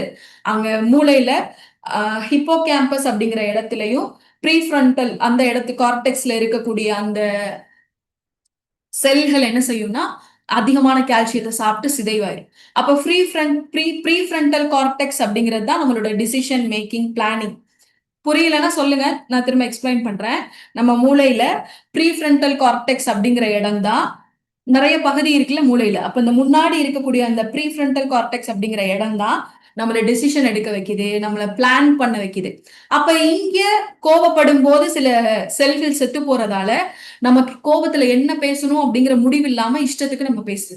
அந்த ஹிப்போ கேம்பஸ் அப்படிங்கிற இடம் தான் மூளையில நம்மளுடைய மெமரி ஸ்டோர் ஆகுற இடம். அப்ப இங்க என்ன ஆகுது, இங்க செல்ஸ்கள் சிதையும் போது நமக்கு ஞாபகம் கொஞ்சம் இல்லாம போகுது. என்ன பேசணும், என்ன சொன்னாங்க, நம்ம என்ன சொன்னோம் அப்படிங்கிற ஞாபகம் இல்லாம போகுது. அப்ப நம்ம கோபம் நினைக்கக்கூடிய ஒரு சின்ன விஷயம் நமக்கு எப்படி எல்லாம் பாதிப்பை கொடுக்குதுன்னு பாருங்க. நமக்கு என்னென்ன மாதிரியான பாதிப்பு தருது, உடல்ல நமக்கு பிளட் பிரஷரை ஏத்துது, நமக்கு ஒரு விதமான பதட்டத்தை கொடுக்குது, ஒரு சோர்வை ஏற்படுத்துது, நம்மளுடைய உடம்புகள்ல சில செல்ஸ் சாகுறதுக்கு காரணமா இருக்கு. அதே போலதான் பயமும் தொடர்ந்து இருந்ததுன்னா நம்மளுடைய உடம்பு என்ன செஞ்சிடும், எமர்ஜென்சி மோடுக்கு போயிடும். அப்சஷன், ஒரு விஷயம் எனக்கு வேணும், இதுதான் இதுதான், இது இல்லாட்டி நான் இல்லை, இது சரியானதான் நான் சரியாவேன், இது எனக்கு சரியாக்கியே கொடுக்கணும் அல்லா அப்படின்னு நம்ம ஒரு விஷயத்துல ரொம்ப அப்சஷனா அதிலே இருக்கும்போது நம்மளுடைய உடம்பு என்ன செய்யுமா, எமர்ஜென்சி மோட்ல போயிடும். அதே போலதான் கவலை, மன அழுத்தமும் இது வரும்போது நம்ம உடம்பு என்ன பண்ணிடும், இயல்பா இல்லாம இயல்புக்கு மாற்றமா செயல்பட ஆரம்பிக்கும். அப்ப இயல்புக்கு மாற்றமா செயல்படும் போது மனதுடைய வலி இப்ப உங்களுடைய உடலையும் பாதிக்க ஆரம்பிக்குது. இப்போ நம்மளுடைய உடல் வலியை நம்ம ட்ரீட் பண்ணல அப்படின்னா அது நமக்கு எப்படி ஆபத்தை கொண்டு வந்து கொடுக்குதுன்றத நம்மளால உணர முடியுது தானே. சின்னதா நம்ம நினைக்கிறோம், மன வருத்தம், மனக்கவலை, இதை சரி பண்ணிக்கணும். நம்ம என்ன பண்றோம்னா நம்ம மன வருத்தத்தையும் கவலையையும் சரி பண்ணணும்னு முயற்சிக்கிறது இல்ல, அந்த பிரச்சனை சரியாகணுங்கிறதுலதான் அதிகமான கவனம் எடுக்கிறோம். அப்ப நம்ம கிட்ட இருக்கக்கூடிய இந்த கவலையையும் நம்ம கிட்ட இருக்க இந்த டிப்ரெஷனையும் நம்ம எப்படி போக்குறது அப்படிங்கிறத நம்ம என்ன செய்யணும், முயற்சி எடுக்கணும். அதுக்கான ஸ்டெப்ஸுக்குள்ள நம்ம வரலைன்னா நம்ம மனமும் பலவீனம் அடைஞ்சு நம்மளுடைய உடலும் பலவீனம் அடைய ஆரம்பிக்குது. இமாம் பல்கி இந்த உணர்வுகளை எப்படி சொல்றாங்க அப்படின்னா, ஒரு மரத்தோட கம்பேர் பண்ணி சொல்றாங்க. ஒரு மரத்தோட கம்பேர் பண்ணி சொல்றாங்க. அந்த மரத்துடைய வேர் தான் இந்த கவலையும் டிப்ரெஷன், அந்த மன அழுத்தமும் கவலையும், ஹுஸ்னும் கம்மும். அதனுடைய கிளைகள் தான் மீதி 3 எமோஷன்ஸ், பயம், கோபம், அப்சஷன், அதாவது ஒரு ஒரு பொருள் வேணும் அப்படிங்கிற அந்த பற்று. இது 3 அதனுடைய கிளைகள். இதனுடைய வேற எதுதான், கவலையும் மன அழுத்தமும் தான் அந்த மரத்துடைய வேர். இப்போ இந்த வேரை நீங்க ஆழமா போக போக இந்த கிளைகளும் இன்னும் அதிகமா வந்துட்டே இருக்கு. நீங்க எதை எடுத்தாலும் எல்லா உணர்வுடைய அடிப்படையும் இப்ப என்னதான்? கவலை, மன அழுத்தம், கோபம், அதனுடைய விளைவும் அப்படியே கவலை தான். பயம், கவலை தான். ஒரு ஒரு பொருள் மேல உள்ள அப்சஷன், ஒரு வெறி, அது நம்ம கிடைக்கல அப்படிங்கிற உணர்வு வரும்போதும் அதனுடைய அடிப்படையும் என்னதுதான்? கவலை தான். அதனாலதான் இமாம் பல்கி சொல்றாங்க, 4 எமோஷனல் டிசார்டர்ல இந்த கவலையும் மன அழுத்தம் தான் உங்களுக்கு வேறு, ஒரு மரத்துடைய வேரை போல. அதை நீங்க என்ன செய்யணும்? அதை நீங்க என்ன பண்ணணும்? ட்ரீட் பண்ணணும். அது உங்ககிட்ட இருந்து அதை எப்படி கண்ட்ரோல் பண்ணணும், அதை எப்படி வந்து நம்ம சரியா வச்சுக்கணும் அப்படிங்கிறதுக்கு நீங்க என்ன செய்யணும்? முயற்சி எடுக்கணும் அப்படிங்கிறத நமக்கு சொல்லித் தராங்க. இதெல்லாம் ஒரு சின்ன சின்ன டிசார்டர்ஸ். நமக்கு மனக்கவலை ஏற்படுறதுனால எந்த மாதிரிலாம் அது நம்மளுடைய உடலை பாதிக்குது. தூக்கமின்மை, அதிகமா இதயம் துடிக்கிறது, சாப்பிடணும் அப்படிங்கிற எண்ணமே இல்லாம இருக்கிறது, ரொம்ப அடிக்கடி வலி, தேவையற்ற வலிகளை உணர்றது, நம்மளுடைய செரிமானத்துல கூட அது கோளாறை ஏற்படுத்துமா. நம்மளுடைய உடல் மன வலிகள் நம்மளுடைய செரிமானத்துல கூட பாதிப்பை ஏற்படுத்துமா. எப்படி? நம்ம தான் சொன்னோம்ல, அது எமர்ஜென்சி மோடுக்கு போயிருச்சு. மூளை, ஹார்ட், கிட்னி இதுக்கு மட்டும்தான் சுத்துது. அப்ப தேவையான மீதி இடங்களுக்கு அது என்ன செய்யறது இல்ல, போறது இல்ல. அப்போ வலிகள் உணர்றது, மூச்சு விடுறதுல பிரச்சனை வர்றது, தலை சுத்துறது, மயக்கம் வர்றது, கை கால் நடுங்கிறது, ரொம்ப அதிகமான பயத்துல இருக்கும்போது நம்மளையே தெரியாம நம்மளுடைய கை கால் என்ன ஆகும்? ஷிவராக ஆரம்பிக்கும். பயம் அப்படிங்கிறது உங்களுடைய மனசுல உள்ள உணர்வு தானே. அதானா எப்படி உங்க உடம்புல வெளியாக பாருங்க. அப்ப இது ரெண்டுக்கும் என்ன இருக்கு? ஒரு தொடர்பு இருக்கு. நம்மளுடைய உடலுக்கும் நம்மளுடைய மனதுக்கும் ஒரு ஆழமான ஒரு தொடர்பு இருக்கு. அதனாலதான் சில உணர்வுகள் நம்மளுடைய உள்ளத்துல ரொம்ப உறுதியா ஆகும்போது அது நம்மளுடைய உடல்ல ரிஃப்ளெக்ட் ஆக ஆரம்பிக்குது. நம்மளுடைய எதிர்ப்பு சக்தியை குறைக்கும். இது எல்லாமே ஒரு சில பிசிக்கலா நமக்கு தெரியக்கூடிய சிம்டம்ஸ். நம்மளுடைய மனவலியை ட்ரீட் பண்ணணும், அதை சரி பண்ணுங்க அப்படிங்கிறதுக்கான சில சிம்டம்ஸ். சரி, அடுத்து இன்னும் இந்த மனவலிய நம்ம உடல்ல பாதிக்கும் அப்படிங்கிறத இன்னும் நம்ம டீப்பா உணரணும் அப்படின்னா நம்ம யார் அப்படிங்கிறத நம்ம உணரணும். முழுசாவே நம்ம ஆரம்பத்துல கேட்ட கேள்விதான், இந்த மனவலி உங்களுடைய உங்க உள்ளத்துல இருக்கக்கூடிய கவலையும் அழுத்தமும் உங்களை பாதிக்குமா, அது அவ்வளவு ஆபத்தானதா அப்படிங்கிறதுக்கான பதில் இப்ப இதுலதான் இருக்கு. ஆமா, அது ஆபத்தானது. அது நம்மளை முழுசா பாதிக்காது, அடைய வச்சு முழுசா. உடலுக்கு மட்டும் மனசுக்கு மட்டும் தனித்தனி பிரிவெல்லாம் கிடையாது. முழுசாவே நம்மள என்ன செஞ்சிடும்? டேமேஜ் பண்ணிடும் முழுசா. அப்ப நம்ம யாரு? ஜிசம். ஜிசம்னா என்னது? உடல். ரூஹ். ரூஹ்னா என்னது? ஆன்மா. கல்பு. கல்புனா என்னது? நம்மளுடைய உள்ளம். நப்ஸ். நப்ஸ்னா என்னது? உள்ளத்துக்கும் கீழே இருக்க ஒரு லெவல் தான் நப்ஸ். இத பத்தி யாருக்காவது தெரியுமா? நப்ஸ்னா என்ன, கல்புனா என்ன, ரூஹ்னா என்ன, டிஃபரன்சியேஷன் தெரியுமா? சரி, பாருங்க. உடலை பத்தி பெருசா உங்களுக்கு சொல்ல தேவையில்லை. நம்ம யார் அப்படிங்கிறதுல நம்மளோட முதல் காம்பனன்ட் வந்து உடல். உடல்னா நம்மளுடைய கை, காலு, நரம்பு, தசைகள், இது எல்லாமே உடல். ரூஹ் அப்படிங்கிறது ஆன்மா. அது என்ன? அல்லாஹ் நம்மளுக்கு படைச்சு நம்மளுடைய உடம்புக்குள்ள இறைவன் கொடுத்த அந்த ரூஹ், அதுதான் ஆன்மா. ரூஹுடைய வேலை என்ன? ரூஹ் எப்படி இருக்கும் அப்படின்னா அது எப்பயுமே தூய்மையா மட்டும்தான் இருக்கும். ரூஹ் எப்படி இருக்கும்? எப்பயுமே தூய்மையா மட்டும்தான் இருக்கு. அதனுடைய வேலையே என்ன அப்படின்னா அல்லாஹ்வை நோக்கி மீண்டு செல்றதுதான் அதனுடைய வேலையே. ஏன்னா அது யார்கிட்ட இருந்து வந்தது? இறைவன் நமக்கு கொடுத்த ஒரு, நம்மளுடைய உடலை இயங்க வைக்கிறதுக்கு அதுல உள்ள ஆன்மா. அந்த ஆன்மாவுடைய முக்கியமான வேலை, ரூஹு எந்த தவறும் செய்யாது. எந்த ஒரு வழிகேட்டுக்கும் தானா ரூஹு போகாது. அதனுடைய வேலை அல்லாஹ் கிட்ட திரும்ப திரும்ப போயிட்டே இருக்கிறது, அல்லாஹ்வை நோக்கி பயணிக்கிறது, நன்மை செய்யணும்னு நினைக்கிறது. ஒரு சில நேரங்கள்ல நம்ம நன்மை செய்யணும்னு நினைக்கிறோம்ல, இவங்களுக்கு நம்ம நன்மை செய்யணும், இல்ல இந்த மாதிரி நம்ம பலருக்கு பயனுள்ள வகையில இருக்கணும். நம்ம நினைக்கிற எல்லா நல்ல விஷயங்களும் நமக்கு எங்க இருந்து வருதுன்னா ரூஹு கிட்ட இருந்துதான் வருது. நீங்க ஒரு ஒரு பேப்பர்ல 2 பக்கம் நீங்க கோடு போட்டுட்டு நல்ல எண்ணம், தீய எண்ணம் அப்படின்னு போட்டு டிஃபரன்ஷியேட் பண்ணீங்கன்னா நல்ல எண்ணத்துல என்னென்னலாம் எழுதுவீங்க? உதவி பண்றது, உம் நம்பகத்தன்மையா நடந்துக்கிறது, இதெல்லாம் நல்ல விஷயங்கள்ல நம்ம எழுதுவோம்ல. இது எல்லாமே இப்ப எங்க இருந்து வருது அப்படின்னா நமக்கு ரூஹ்ல இருந்து தான் வருது. புரியுதா? சொல்லக்கூடிய விஷயங்கள் புரியுதா? ஓகே, அல்ஹம்துலில்லாஹ். ஓகே, சரி. புரியலன்னா நீங்க சாட் பாக்ஸ்ல போடுங்க. ஏன்னா இதுதான் நம்மளோட, நம்ம நம்ம வலியை ட்ரீட் பண்றதுக்கு முன்னாடி நம்ம யாரு, நம்ம எப்படி அமைக்கப்பட்டிருக்கோம், அல்லாஹ் நம்மளை எப்படி படைச்சிருக்கான், இதெல்லாம் நம்ம உணர்ந்தா மட்டும்தான் நமக்கு ஏற்படக்கூடிய வலியை நம்மளால என்ன செய்ய முடியும்? ட்ரீட் பண்ண முடியும். அதுல முதல்ல உடம்பு, அல்லாஹ் நம்ம படைச்சதுடைய ஒரு பகுதி. ரெண்டாவது வந்து ரூஹ். ரூஹ் அப்படிங்கிறது அல்லாஹ் கிட்ட இருந்து நமக்கு வந்த ஒரு விஷயம். ரூஹ்ல ஏதாவது தீமையான எண்ணங்கள் தோன்றுமான்னு கேட்டா என்ன செய்யாது? தோன்றாது. எல்லா நல்ல உணர்வுகளும் ரூஹ்ல இருந்து தான் நமக்கு வருது. ரூஹ் அல்லாவை நோக்கி நம்ம பயணிக்க வைக்கிறத மட்டும்தான் ரூஹுடைய குறிக்கோளா இருக்கு. அடுத்தது பாத்தீங்கன்னா கல்பு. கல்புங்கிறது எப்படின்னா ஒரு ஒரு காலியான ஒரு இடம் மாதிரி, ஒரு கிரவுண்ட் மாதிரி. கல்பு வந்து ஒரு ஒர்க் ஷீட் மாதிரி. ரூஹும் அங்க வந்து வேலை செய்யும், நப்சும் அங்க வந்து வேலை செய்யும். ஓகேவா? கல்புங்கிறது என்னது? ஒரு ஒரு காலியான ஒரு கிரவுண்ட் மாதிரி. ரூஹும் அங்க வந்து வேலை பண்ணும், நப்சும் அங்க வந்து வேலை பண்ணும். கல்புக்கு இன்னொரு ஒரு அர்த்தம் என்னன்னா மாறக்கூடியதுன்னு ஒரு அர்த்தம் இருக்கு. நம்ம துவா கேட்கும் போது கேட்கிறோம்ல, யா முகல்லிபுல் குலூப். முகல்லிப் அந்த வார்த்தைக்கு என்ன அர்த்தம்? உள்ளங்களை புரட்டுபவனே. கல்ப் அப்படிங்கிறது நம்ம உள்ளம்னு சொல்றோம். அது அரபு மொழி ரீதியில அதுக்கு அர்த்தம் பார்த்தோம்னா மாறக்கூடியதுன்னு அர்த்தம். கல்பு என்னது? மாறக்கூடியது. நம்ம துவா கூட கேட்கிறோம்ல, யா முகல்லிபுல் குலூப். உள்ளங்களை புரட்டக்கூடியவனே. முகல்லிபல் புரட்டக்கூடியவனே. அப்ப அதுல இருந்துதான் கல்பு அப்படிங்கிற வார்த்தைக்கும் ரெண்டுக்கும் ஒரே அர்த்தம் தான். அப்ப உள்ளம் என்ன செய்யும்னா புரண்டுகிட்டே இருக்குமா.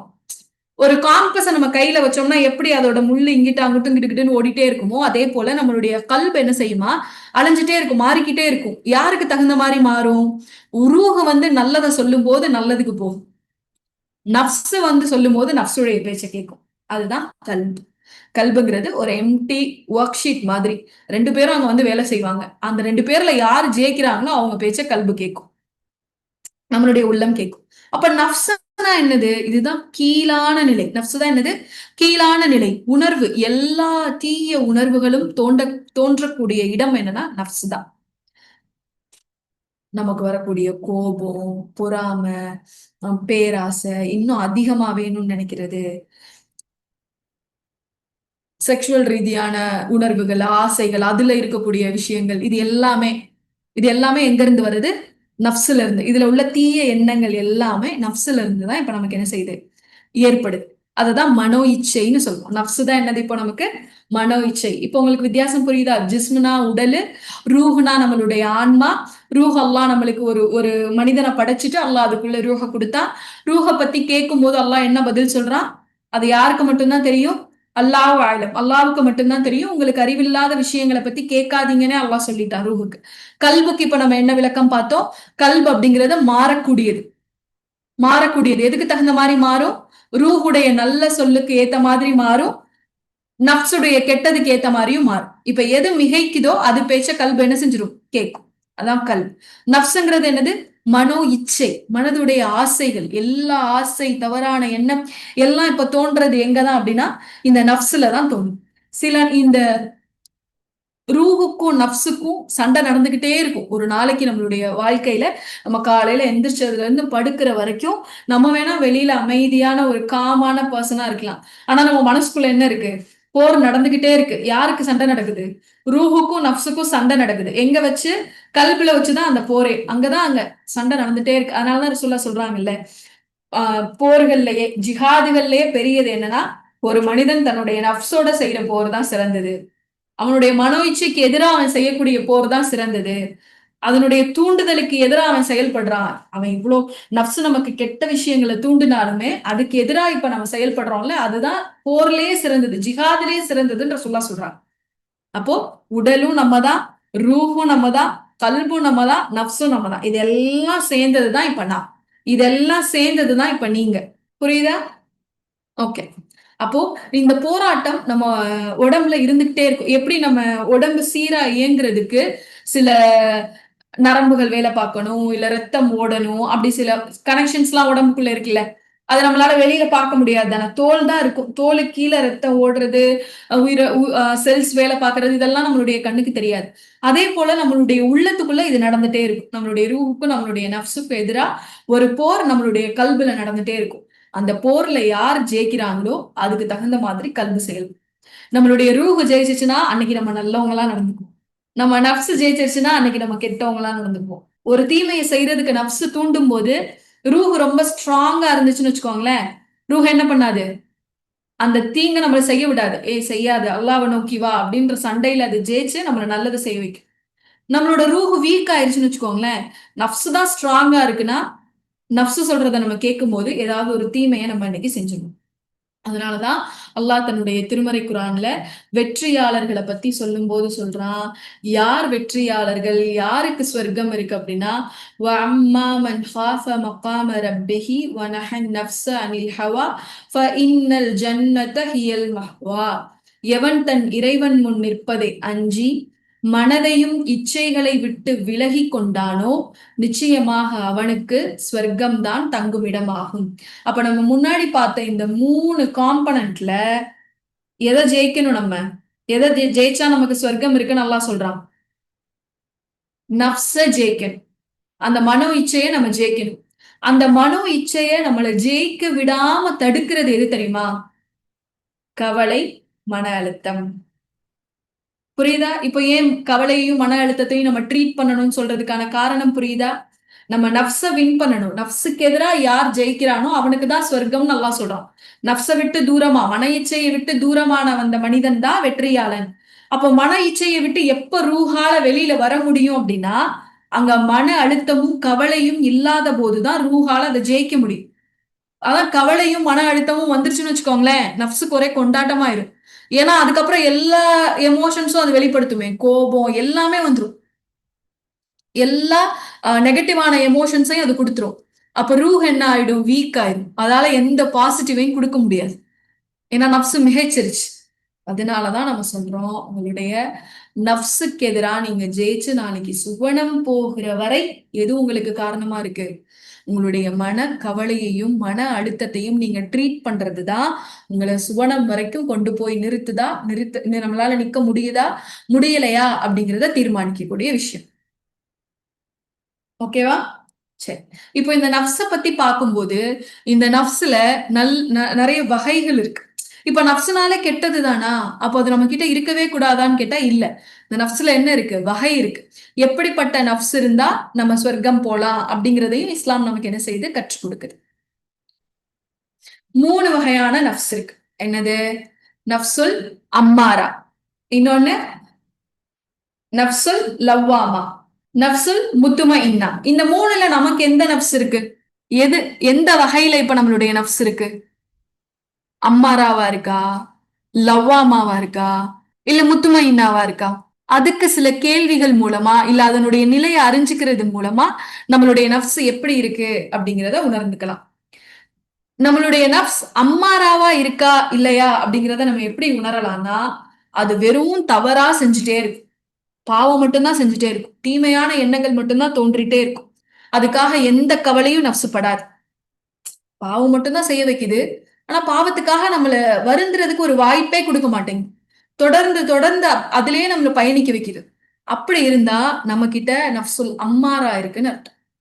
நஃப்சுல் லவ்வாமானா என்ன அர்த்தம் அப்படின்னா, ஒரு பாவம் நம்ம செஞ்சதுக்கு அப்புறம் அதுக்கான குற்ற உணர்ச்சியை நம்ம உணர்றோம்ல, ஒரு கில்ட் ஃபீல் பண்றோம்ல, செஞ்சிருக்க கூடாது, அன்னைக்கு அவங்கள நம்ம அப்படி பேசிட்டோம், என்ன இருந்தாலும் நம்ம பேசியிருக்க கூடாது, அது தப்புதான், அல்லாஹ் இவ்வளவு எச்சரிக்கை செஞ்சும் நம்ம தொழுகையை விட்டுருக்க கூடாது, அது நம்ம செஞ்ச தப்புதான், அல்லாஹ் இவ்ளோ கண்டிச்சிருந்தோம் நம்ம வட்டியின் பக்கம் போயிருக்க கூடாது, அது நம்ம செய்யற தப்புதான் அப்படிங்கிற ஒரு உணர்தலும் ஒரு கவலையும் அல்லாஹ் கிட்ட போய் நம்மள பாவ மன்னிப்புக்காக நிக்க வைக்குதுல, அந்த நஃப்ஸுக்கு பேருதான் நஃப்சுல் லவ்வாமா. புரியுதா?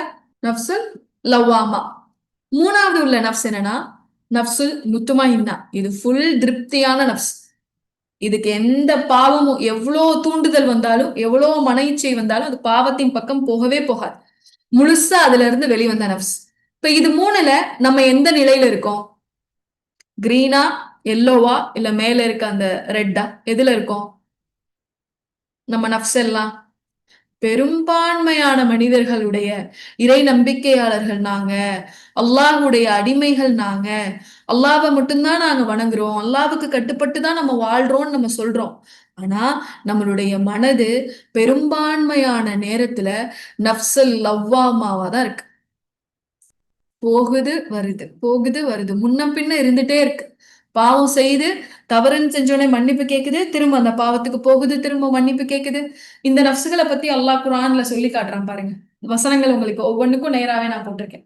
நஃப்சுல் அம்மாராவை பத்தி சொல்லும் போது, அன்றையும் நான் என் மனதை பாவத்தை விட்டு பரிசுத்தமாக்கி விட்டதாகவும் யார் கூறவில்லையோ, ஏனெனில் மன இச்சையானது தீமையை தூண்டக்கூடியதாக இருக்கிறது. அம்மாரா, தீமையை தூண்டிட்டே இருக்கக்கூடிய நஃப்ஸ். அடுத்து உள்ளது நிந்தித்துக் கொண்டிருக்கும் ஆன்மாவின் மீது நான் சத்தியம் செய்கிறேன். வலா உக்ஸிமு பி நஃப்ஸில் லவ்வாமா. நிந்தித்துக் கொண்டிருக்கும் ஆன்மா, ஒரு குற்ற உணர்வு கில்ட்டிலே இருக்கக்கூடிய ஒரு ஆன்மா.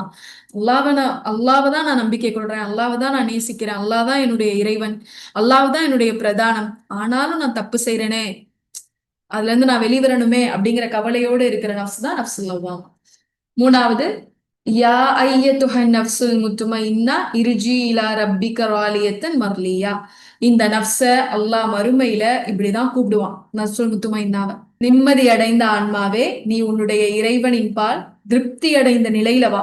நானும் உன்னை திருப்தி அடைஞ்சிட்டேன், நீயும் என் மேல திருப்தி அடைஞ்சிட்ட. சுவனத்துக்குள்ள நீ நுழையலாம், நல்லடியார்களோட நீ சேர்ந்துக்கோ, சுவனத்தை நீ அனுபவி அப்படின்னு அல்லாஹ் ஒரு சொர்க்கவாசியை கூப்பிடும் போது என்ன வார்த்தையை கூப்பிடுறான்னா நஃப்ஸுல் முத்துமைன்னா. அப்ப யார் இந்த நஃப்ஸுல் முத்துமைன்னாவா இருக்காங்களோ அவங்களாலதான் எங்க போக முடியும்? ஸ்வர்க்கத்துக்கு போக முடியும். அப்போ முன்னாடி நம்ம சொன்ன மாதிரி நம்ம முழுமையா நம்ம அப்படிங்கிறது நம்மளுடைய உடல், நம்மளுடைய ரூஹு, நம்மளுடைய உள்ளம், நம்மளுடைய நஃப்ஸ் மனோ இச்சை, இது எல்லாம் சேர்ந்ததுதான் நம்ம. இந்த நஃப்ஸ் எந்த வகையில இருக்கோ அதை பொறுத்துதான் நம்மளுடைய முடிவு அமையும். இந்த நஃப்ஸ் அம்மாராவா இருந்துச்சு அப்படின்னா நம்ம சுவனம் போக முடியாது. இந்த நஃப்ஸுல் லவ்வாமாவா இருந்துச்சு அப்படின்னா இன்னும் நம்ம ரெண்டுக்கும் நடுவுல நின்றுட்டே தான் இருக்கோம், நமக்கு சொர்க்கம் உறுதியான்னு சொல்ல முடியாது. நம்ம நஃப்ஸுல் முத்துமஇன்னாவா இருந்துச்சு அப்படின்னா நம்ம சொர்க்கவாசிகள், அல்லாஹ் நம்மள அன்போடு மறுமையில வரவேற்பா அப்படிங்கறத இன்ஷா அல்லாஹ் நம்ம உணர்ந்துக்கலாம். அப்போ இந்த நஃப்ஸுல் அம்மாராவும் நஃப்ஸுல் லவ்வாமாலையுமே நம்மளை வச்சிருக்கக்கூடியது எதுனா நம்மளுடைய கவலையும் மன அழுத்தமும். கவலையும் மன அழுத்தமும் அதிகம் ஆயிடுச்சுன்னு வச்சுக்கோங்களேன், அது மூணாவது ஸ்டேஜை நோக்கி நம்மளோட நஃப்ஸை பயணிக்கவே வைக்காது. முத்துமையின்னாக்கு நம்மள போகவே விடாது, எங்கேயே நம்மள முடிச்சிரும். ஒன்னு அம்மாரால இல்லாட்டி லவ்வாமாலேயே நம்மளை வச்சு முடிச்சிடும், இங்கேயே நம்மளை வச்சிருக்கும். ஒண்ணு கவலையும் மன அழுத்தமும் அவ்வளவுதானே, என்ன செய்ய போகுது, போ தீமைகளா செய்வோம்னு ஒரு பக்கம் போயிடும். அப்படி இல்லை அப்படின்னா மன்னிப்பு கேட்போம் தீமை செய்வோம், மன்னிப்பு கேட்போம் தீமை செய்வோம், அந்த ஒரு நிலைமையிலே நம்ம இருக்கோம். இப்போ நம்ம சாதாரணமா நினைக்கக்கூடிய இந்த மன அழுத்தம் கவலை அப்படிங்கிறது நமக்கு எவ்வளோ பெரிய பாதிப்புகளை ஏற்படுத்துது அப்படிங்கிறத இதன் மூலமா நம்ம உணர முடியும். அடுத்து பாருங்க, இது எக்ஸ்ட்ரா சொல்லக்கூடிய ஒரு விஷயம்தான். இந்த இப்படி நஃப்ஸ் உள்ளவங்களுக்கு எந்த மாதிரியான இதயம் இருக்கு? நம்ம தான் சொன்னோம்ல, கல்பு எதுக்கு நடுவுல இருக்கு? ரூஹுக்கும் நஃப்ஸுக்கும் நடுவுல கல்பு இருக்கு. அது ரூஹுக்கும் பக்கத்துல நஃப்ஸுக்கும் பக்கத்துல. இப்ப நஃப்ஸ் அம்மாராவா இருந்துச்சுன்னா அந்த கல்பு எப்படி இருக்கும்? செத்து போயிடும். அதுல எந்த ஒர்க் ஷீட்டும் ரூஹு பண்ணவே முடியாது. ரூஹுக்கு அங்க என்ன பண்ண முடியாது? வேலையே பண்ண முடியாது. திரும்ப இருக்க சொல்றேன், நம்மளுடைய கல்பு தான் நம்மளுடைய ரூஹுக்கும் நஃப்ஸுக்கும் நடுவுல இருக்கு. கல்பு தான் எங்க இருக்கு? ரூஹுக்கும் நஃப்ஸுக்கும் நடுவுல இருக்கிறது நம்மளுடைய கல்பு தான். இதுக்கும் பக்கத்துல இதுக்கும் பக்கத்துல. இப்ப நஃப்ஸ அம்மாராவா இருந்துச்சு, நிறைய பாவத்தை மட்டுமே தூண்டக்கூடிய நஃப்ஸா இருந்துச்சு அப்படின்னா இதுக்கு பக்கத்துல இருக்கக்கூடிய கல்பு எப்படி மாறிடும்? இறந்து போனதா மாறிடும், இறந்து போன உள்ளமா மாறிடும். கல்பை இறந்து போயிருச்சுன்னா ரூஹால இங்க எந்த வேலையுமே பண்ண முடியாது, இது யூஸே இல்லாம ஆயிடும். எந்த நல்ல விஷயத்தையும் ரூஹால என்ன செய்ய முடியாது? கொடுக்கவே முடியாது. அடுத்து நஃப்ஸுல் லவ்வாமாவா இருந்துச்சு அப்படின்னா அது நம்மளுடைய இதயத்தை எப்படி மாத்திரும் அப்படின்னா டிசீஸ்டு ஹார்ட்டா மாறிடும், நோயுள்ள இதயமா மாத்திரும். நோயுள்ள இதயமா இருந்துச்சுன்னா நமக்கு சில ட்ரீட்மெண்ட் தேவை. அந்த ட்ரீட்மெண்ட் எல்லாம் நம்ம எடுத்தாதான் நம்மளுடைய ரூஹ் நம்மளை நல்ல வழிக்கு வழி நடத்தி செல்ல முடியும்.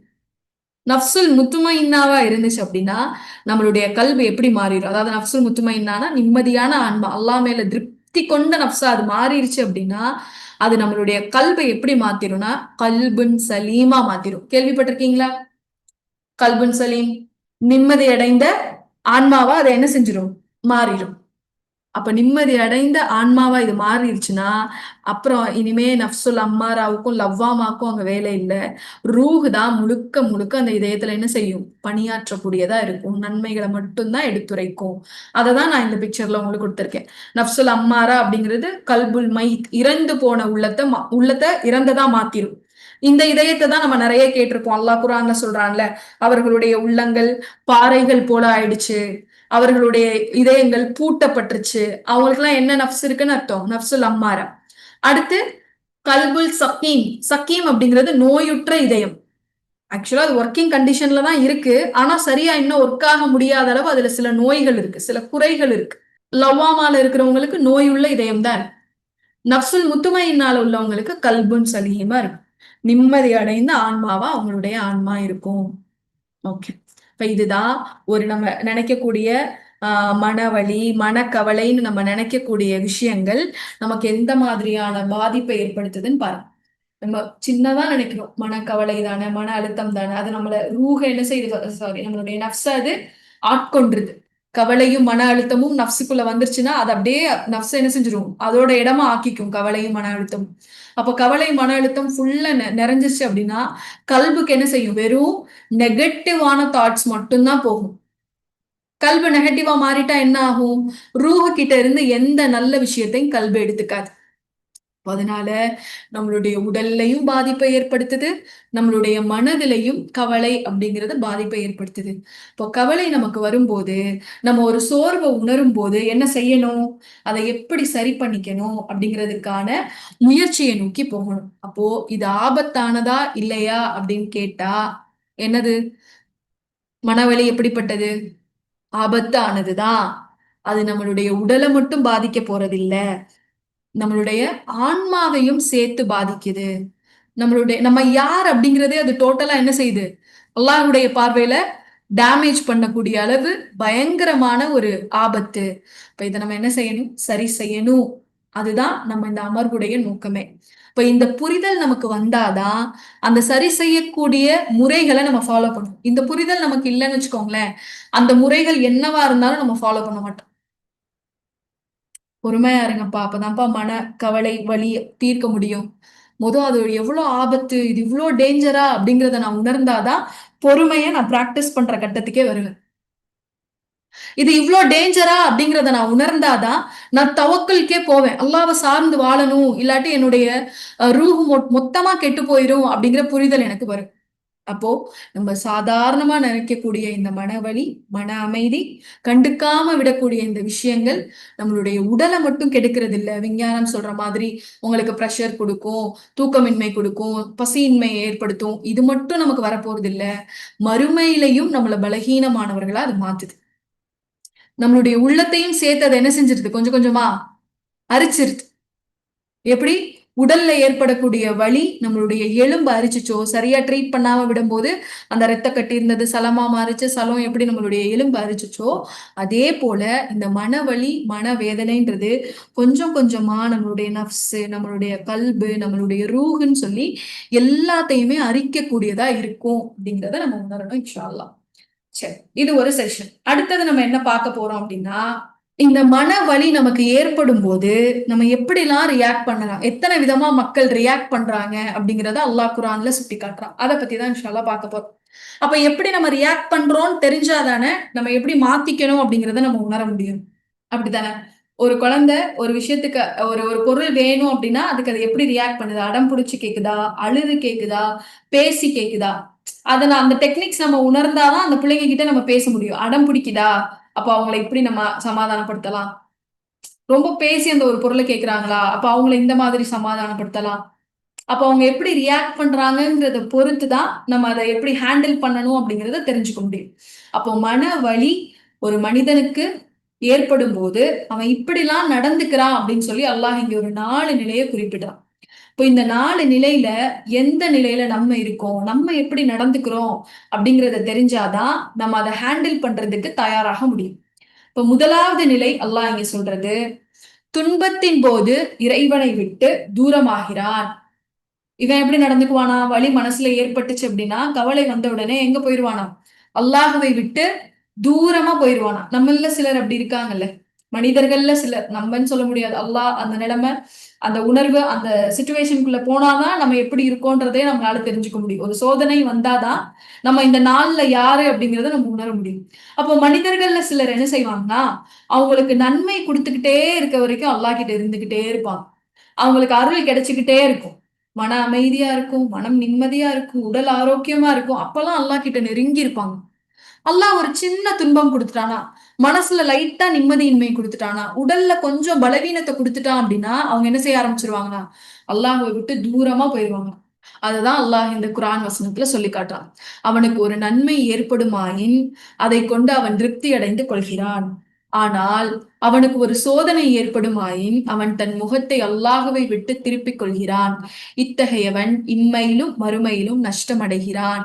அப்போ நம்மளுடைய நிலை, நம்ம வழிய ஃபேஸ் பண்ண, நம்ம ரியாக்ட் பண்ணக்கூடிய முறை இப்படி இருந்துச்சு. நல்லா இருக்கிற வரைக்கும் நான் அல்லாஹ்க்கு வணங்குவேன், அல்லாஹ்வை நான் புகழுவேன். ஆனா அல்லாஹ் எனக்கு ஏதாவது ஒரு கவலையை கொடுத்துட்டான்னா நான் அல்லாஹ் பக்கம் போக மாட்டேன். அல்லாஹ்வை நான் வெறுத்துருவேன். என்னடா அல்லாஹ் எனக்கு இதை நீ இப்படி கொடுத்துட்ட அப்படிங்கிற வார்த்தையை நான் வெளிப்படுத்திட்டேன் அப்படின்னா நான் இம்மையிலையும் மறுமையிலையும் நஷ்டவாளியா இருக்கக்கூடியவனா இருப்பேன் அப்படிங்கிறத அல்லாஹ் உணர்த்துறான். இது முதல் வகை. 2வது வகை மனிதன் யார் அப்படின்னா, துன்பத்துல மட்டும்தான் அல்லாஹ்வை நெருங்குவான். துன்பத்துல மட்டும்தான் யாரை நெருங்குவானா? அல்லாஹ்வை நெருங்குவானா? அந்த துன்பத்தை சரி நம்மள நெருங்கிட்டானேன்னு அந்த துன்பத்தை எடுத்தா அல்லாஹ்வை விட்டு தூரமா போயிருவான். துன்பத்துல மட்டும் அல்லாஹ்வை நெருங்கிட்டு அந்த துன்பம் போன உடனே அல்லாஹ்வை விட்டு அவன் தூரம் ஆயிடுவானாம். இந்த மனிதர்களை பத்தி அல்லாஹ் சொல்லும் போது சொல்றான், மனிதனை ஏதோனும் ஒரு துன்பம் தீண்டுமானால் அவன் சாய்ந்து கொண்டோ உட்கார்ந்து கொண்டோ நின்ற நிலையிலோ அதை நீக்குமாறு பிரார்த்தித்து கொண்டே இருக்கின்றான். அல்லாஹ் நம்மளை பத்தி, நம்மளுடைய ரப்பால மட்டும்தானே நம்மளை பத்தி புரிஞ்சுக்க முடியும். அல்லாஹ் எவ்வளவு அழகா நம்மளுடைய நிலையை குரான்ல சொல்லி காட்டுறான்னு பாருங்க. மனுஷனுக்கு ஒரு துன்பம் வந்துருச்சுன்னா அவன் விதவிதமா அல்லாஹ் கிட்ட பிரார்த்திக்கிறான். தஹஜத்துல அப்படித்தானே நம்ம செய்வோம். நம்ம நல்லா இருக்கும்போது அல்லாஹ்வை நெருங்குறோமா, இல்ல துன்பத்துல மட்டும்தான் அல்லாஹ்வை நெருங்குறோமா? விதவிதமா அவன் பிரார்த்திக்கிறான். நின்ற நிலையில, உட்கார்ந்து, எல்லா நிலையிலையும் அவன் என்ன பிரார்த்திக்கிறான். நாம் அவனை விட்டும் அவனுடைய துன்பத்தை நீக்கி விடுவோமானால் அவன் தனக்கு ஏற்பட்ட துன்பத்தை நீக்குவதற்கு அவன் நம்மை அழைக்காதது போல அலட்சியமாக சென்று விடுகிறான். பிரச்சனைன்னு என்கிட்ட வந்து கேட்கிறான். அந்த பிரச்சனைக்காக அவன் தொடர்ந்து துவா செஞ்சுட்டே இருக்கான், என்னை நெருங்கிக்கிட்டே இருக்கான். சரி, இவ்வளவு நெருங்கின அந்த அடியான் அவனுடைய தீமையை நான் அவனை விட்டு கொஞ்சம் தூரமாக்குனேன், அவன் கவலையை கொஞ்சம் போக்குனேன் அப்படின்னா அவன் என்ன பண்ணிடுறான்? இப்படி நம்ம துவா கேட்டோமா அப்படிங்கிற மாதிரி நடந்துக்கிறான். இவனா இதுக்கு முன்னாடி அழுதழுது தஹஜ்ஜுத் தொழுதான்? இவனா இதுக்கு முன்னாடி அழுதழுது துவா கேட்டான்? பிரச்சனை நீங்கணும்னா எனக்கும் அவனுக்கும் தொடர்பே இல்லாத மாதிரி உதாசீனப்படுத்திட்டு போயிருவான் அப்படின்னு சொல்லி அல்லாஹ் சொல்றான். அப்போ நம்ம இந்த நிலையில இருக்கோமா? யோசிச்சு பாருங்க. பெரும்பான்மையான இறை நம்பிக்கையாளர்களுடைய நிலை என்னன்னா, துன்பமான நேரங்கள்ல அல்லாஹ்வை நெருங்கி ஓர்மையா வணங்குறது, இன்பமான நேரங்கள்ல அல்லாஹ்வை விட்டு தூரமாறு. சந்தோஷமா இருக்கக்கூடிய எவ்வளவு நேரத்துல நம்ம அல்லாஹ்வை நினைவு கூர்ந்திருக்கோம். குடும்பத்தினரோட சேர்ந்து மகிழ்ச்சியா இருக்கக்கூடிய நேரங்கள்ல எத்தனை முறை நம்ம அல்லாஹ்வை நினைவு கூர்ந்திருக்கோம்? ஒண்ணும் இல்ல. அற்பமான ஒரு இன்பம். ஒரு கல்யாணத்துக்கு போய் அங்க நம்ம கொஞ்சம் பேசி சிரிச்சு சந்தோஷமா இருந்துட்டாலே லுகர் தொழுகையை விட்டுருவோம். அசர் தொழுகையை விட்டுருவோம். அதே இது ஒரு கவலை, ஒரு துன்பம், அல்லாஹ் நமக்கு ஒரு பெரிய பிரச்சனையை கொடுத்துட்டான் அப்படின்னா துவாவின் மூலமா அல்லாஹ்வை நம்ம என்ன செஞ்சிருவோம்? நெருங்கிக்கிட்டே போயிரும். அல்லாஹ் தான் அப்படிங்கிறது அப்படியே நெருங்கிட்டே போகும். இப்ப இந்த நிலையை தான் அல்லாஹ் சொல்றான். 41வது அத்தியாயத்துடைய 51வது வசனத்திலையும் அல்லாஹ் இதைதான் சொல்றான். அன்றியும் மனிதனுக்கு நாம் அருள் புரிந்தால் அவன் நன்றி உணர்வின்றி நம்மை புறக்கணித்து விலகி செல்கிறான். ஆனால் அவனை ஒரு கெடுதி தீண்டினால் நீண்ட பிரார்த்தனை செய்பவனாக மாறிடுறான். அப்போ வலியின் போது எப்படி மனிதன் நடந்துக்கிறான்? முதல் வலி வந்துட்டு அல்லாஹ் விட்டு தூரம் ஆயிடான். 2வது உள்ளவன் எப்படி நடந்துக்கிறான்? வழி அப்ப மட்டும்தான் அல்லாஹ் கிட்ட போறான். நபி ஸல்லல்லாஹு அலைஹி வஸல்லம் அவங்க சொல்றாங்க, இறைவனை நெருங்கக்கூடிய படியாக சோதனைகளை வச்சுக்காதீங்க. சோதனை வந்தாதான் நான் அல்லாஹ்வை நெருங்குவேன் அப்படிங்கிற ஒரு மனநிலையை ஏற்படுத்திக்காதீங்க. இது ஒரு நல்ல இறை நம்பிக்கையாளருக்கு அழகில்லை. ஒரு நல்ல இறை நம்பிக்கையாளர் இன்பமான சூழல்ல அல்லாஹ்வை நெருங்க முயற்சிக்கணும். அதுதான் அவருக்கு இன்னும் அல்லாஹ் மேல அவனுக்கு அதிகம் அதுக்காக சோதனை ஏற்பட்டா அல்லாஹ் விட்டு தூரமா போகணுமான்னு கேட்டா இல்ல. அது நம்மளுடைய முதல் படியா நம்ம அமைச்சுக்க கூடாது. அப்ப என்ன பண்ணணும்? நம்ம ஆரோக்கியமா இருக்கும் போதே, நம்ம நிம்மதியா இருக்கும் போதே அல்லாஹ்வுக்கு எப்படி நன்றி செலுத்துறது, அல்லாஹ்வை எப்படி நெருங்குறது அப்படிங்கிறத நம்ம உணர்ந்துக்கணும். சோதனைகளை அல்லாஹ்வை நெருங்கக்கூடிய முதல் ஆயுதமா நம்ம என்ன செஞ்சிடக்கூடாது? பயன்படுத்திடக்கூடாது. அப்ப மட்டும்தான் நான் அல்லாஹ்வை நெருங்குவேன், அப்ப மட்டும்தான் நான் தஹஜ்ஜுத் தொழுகுவேன், அப்ப மட்டும்தான் நான் தொழுகை தக்பீர் கட்டி நின்று குர்ஆன் வசனங்கள் ஓதுனா அப்படியே கண்கள் வழியா கண்ணீர் வழிஞ்சு ஓடும். அப்பதான் நான் துவா செஞ்சா என்னுடைய துவாக்கள்ல அழுகை இருக்கும். அல்லாஹ்வை அவனுடைய பல பெயர்கள் கொண்டு நான் அழைப்பேன். அப்படி இல்ல அப்படின்னா நான் இறைவனை விட்டு தூரமா போயிருவேன் அப்படிங்கிற நிலை நம்ம என்ன செய்யணும்? மாத்திக்கணும். இது அல்லாஹ் 2வது நிலையா சொல்ற. 3வது நிலையா அல்லாஹ் சொல்லக்கூடியது என்னன்னா, வெற்றியாளர்களுடைய நிலை. 3வது நிலை என்னன்னா, துன்பமோ இன்பமோ தனது முயற்சின்னு நினைக்கிறது. நன்மையோ தீமையோ பாத்துக்கலாம், அதுக்காக எதுக்குமே அல்லாஹ் கிட்ட போக மாட்டான். வலி வந்தாலும் அல்லாஹ் கிட்ட போக மாட்டான், அந்த வலி நீக்கப்பட்டாலும் அல்லாஹ் கிட்ட போக மாட்டான். அது அவனுடைய luck, good luck bad luck அப்படின்னு முடிவு பண்ணிட்டு வாழ்வான். இதுதான் இறைவனை நம்பிக்கை கொள்ளாத மனிதர்களுடைய வழியை அணுகக்கூடிய வழிமுறை. அதாவது ஒரு பெயின் இருக்கு, ஒரு கவலை இருக்குன்னா, இறை நம்பிக்கை இல்லாதவங்க இப்படிதான் அதை நெருங்குவாங்க. அவங்களுக்கு ஒரு கெடுதி வந்தா ரொம்ப பதறுவான். நம்மளாலதான் இது ஏதோ நடந்துருச்சு, நம்ம தான் இதை சரி பண்ணணும் அப்படிங்கிற மாதிரி பதறுவான். அவனுக்கு ஏதாவது ஒரு நன்மை ஏற்பட்டுச்சுன்னா அதுவும் தன்னாலதான் நடந்துச்சுன்னு சொல்லி நினைச்சு அதை யாருக்கும் பகிரக்கூடாது. இது என்னோடது, இது எனக்கானதுன்னு நினைப்பான். அடுத்து இறுதியான நிலை, 4 நிலை அல்லாஹ் சொன்னதுல, வழியில வலி ஏற்படும் போது, கவலை ஏற்படும் போது மனிதன் இப்படிலாம் நடந்து கொள்றான் அப்படின்னு சொன்னதுல 4வது நிலை தான் அல்லாஹ்விற்கு விருப்பமான நிலை. என்ன? துன்பத்தின் போதும் அந்த துன்பம் நீங்கிய பின்பும் இறைவனுடன் நெருங்கி இருப்பான். துன்பமான நேரத்திலையும் அல்லாஹ்வை நெருங்கி இருப்பான், இன்பமான நேரத்திலையும் அவன் அல்லாஹ்வை நெருங்கி இருப்பான். இதுக்குதான் நபி ஸல்லல்லாஹு அலைஹி வஸல்லம் சொல்றாங்க, ஒரு இறை நம்பிக்கையாளனுடைய பண்பு ஆச்சரியமா இருக்கு. ஒரு இறை நம்பிக்கையாளர் ஆச்சரியத்தை அளிக்கிறார். ஏன்னா அவருக்கு ஒரு சோதனை, ஒரு கவலை, ஒரு வலி ஏற்பட்டாலும் அல்லாஹ்வை நெருங்குறாரு. அந்த வலி அவர்கிட்ட இருந்து எடுக்கப்பட்டாலும் அவர் அல்லாஹ்வை நெருங்குறாரு. இன்பத்திலையும் சரி, துன்பத்திலையும் சரி, தன்னுடைய இறைவனை நினைக்கக்கூடியவராகவும் தன்னுடைய இறைவனுக்கு நன்றி செலுத்தக்கூடியவராகவும் இருக்காரு அப்படின்னு சொல்லி ரசூலுல்லாஹ் சொல்றாங்க. இதுக்கு ரசூலுல்லாஹ் வந்து ஒரு அழகான ஒரு உவமை சொல்றாங்க. இப்ப நீங்க ஆற்றங்கரையோரம் பாத்தீங்கன்னா இந்த புல்லு தெரியும், குட்டி குட்டியா இருக்கக்கூடிய இந்த புற்கள், சில செடிகள், புதுசா வளர்ந்த செடி, குட்டி செடி. இப்ப இது என்னன்னா, புயல் நேரத்துல இந்த செடி என்ன செய்யும்னா பயங்கரமா ஆடும், காத்துக்கு நல்லா தலையாட்டும். ஆனா இது வேரோட சாயுமா? வேரோட சாயுமா இந்த செடி? வாய்ப்பு இருக்கா? பயங்கரமான காத்து, புயல் வீசும்போது இந்த செடி வேரோடு சாய வாய்ப்பு இருக்கா? இல்ல. ஏன்னா அது என்ன பண்ணும்? கீழே போகும், திரும்ப மேல வரும். கீழே போகும், திரும்ப மேல வரும். வேரோட என்ன செய்யாது? சாயாது. ஒரு இறை நம்பிக்கையாளன் இந்த புதிதா பூத்து முளைச்சு வர அந்த செடியை போலவன். அவனுக்கு ஒரு சோதனை வந்துச்சுன்னா கீழே போவான், ஆனாலும் திரும்ப மேல வந்து அதை சரி பண்ணிக்குவான்.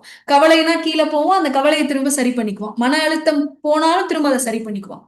அதே இது ஒரு இறை நிராகரிப்பாளருடைய நிலை எப்படி இருக்கும்னா, இந்த வேரூன்றி இருக்கக்கூடிய இந்த மரங்களை போட்டு, இது ஒரு புயலோ ஒரு காத்தோ அடிச்சிச்சுன்னா இந்த மரம் என்ன மாறிடும்? எப்படி ஆயிரும்? வேரோட புடுங்கி எரியப்படும். ஓ, நம்மளுடைய வகுப்புடைய நோக்கமே, இந்த தலைப்புடைய நோக்கமே, இந்த அமர்வுடைய நோக்கமே என்னன்னா, இந்த நிலைய நம்ம அடையணும் அப்படிங்கிறது தான். இந்த நிலையை நம்ம என்ன செய்யணும்? அடையணும் அப்படிங்கிறது தான் இந்த வகுப்புடைய நோக்கமே.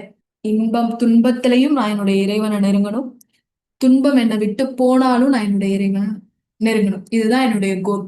இந்த கோலை நான் அடையணும்னா நான் என்ன பண்ணணும்? நான் என்ன பண்ணணும்? துன்பமான நேரத்துல எப்படி நான் என்னுடைய இறைவனை நெருங்கணும்? இது எல்லாருமே இன்ஷா அல்லாஹ் என்ன செய்ய பண்ணோம்? முயற்சி பண்ண போறோம். நமக்கு ஒரு கவலை சோதனை வந்தாலும் இனி அடுத்து கொஞ்சம் கவனமா அதை கவனிச்சு பார்த்து அதுக்கு நம்ம சொல்லக்கூடிய வழிமுறைகளை இன்ஷா அல்லாஹ் என்ன செய்ய போறோம்? பின்பற்ற போறோம். அதுக்கு என்னென்ன ஸ்டெப்ஸ்ங்கிறத இன்ஷா அல்லாஹ் அடுத்தடுத்த வகுப்புகள்ல நம்ம பார்ப்போம். ஒரு டைம் இருந்தா ஒரு 10 மினிட்ஸ் மட்டும் எக்ஸ்டெண்ட் பண்ணிக்கலாமா? நம்மளுடைய உள்ளத்தை அமைதியாக்கக்கூடிய, மன அழுத்தத்தை குறைக்கக்கூடிய விஷயங்களுக்கு முதற்படியா என்ன இருக்கு அப்படிங்கறத மட்டும் இப்ப பார்க்கலாமா, இல்ல நெக்ஸ்ட் வீக் பார்க்கலாமா? இன்ஷா அல்லாஹ் பண்ணலாம். எக்ஸ்டெண்ட் பண்ணிக்கலாமா?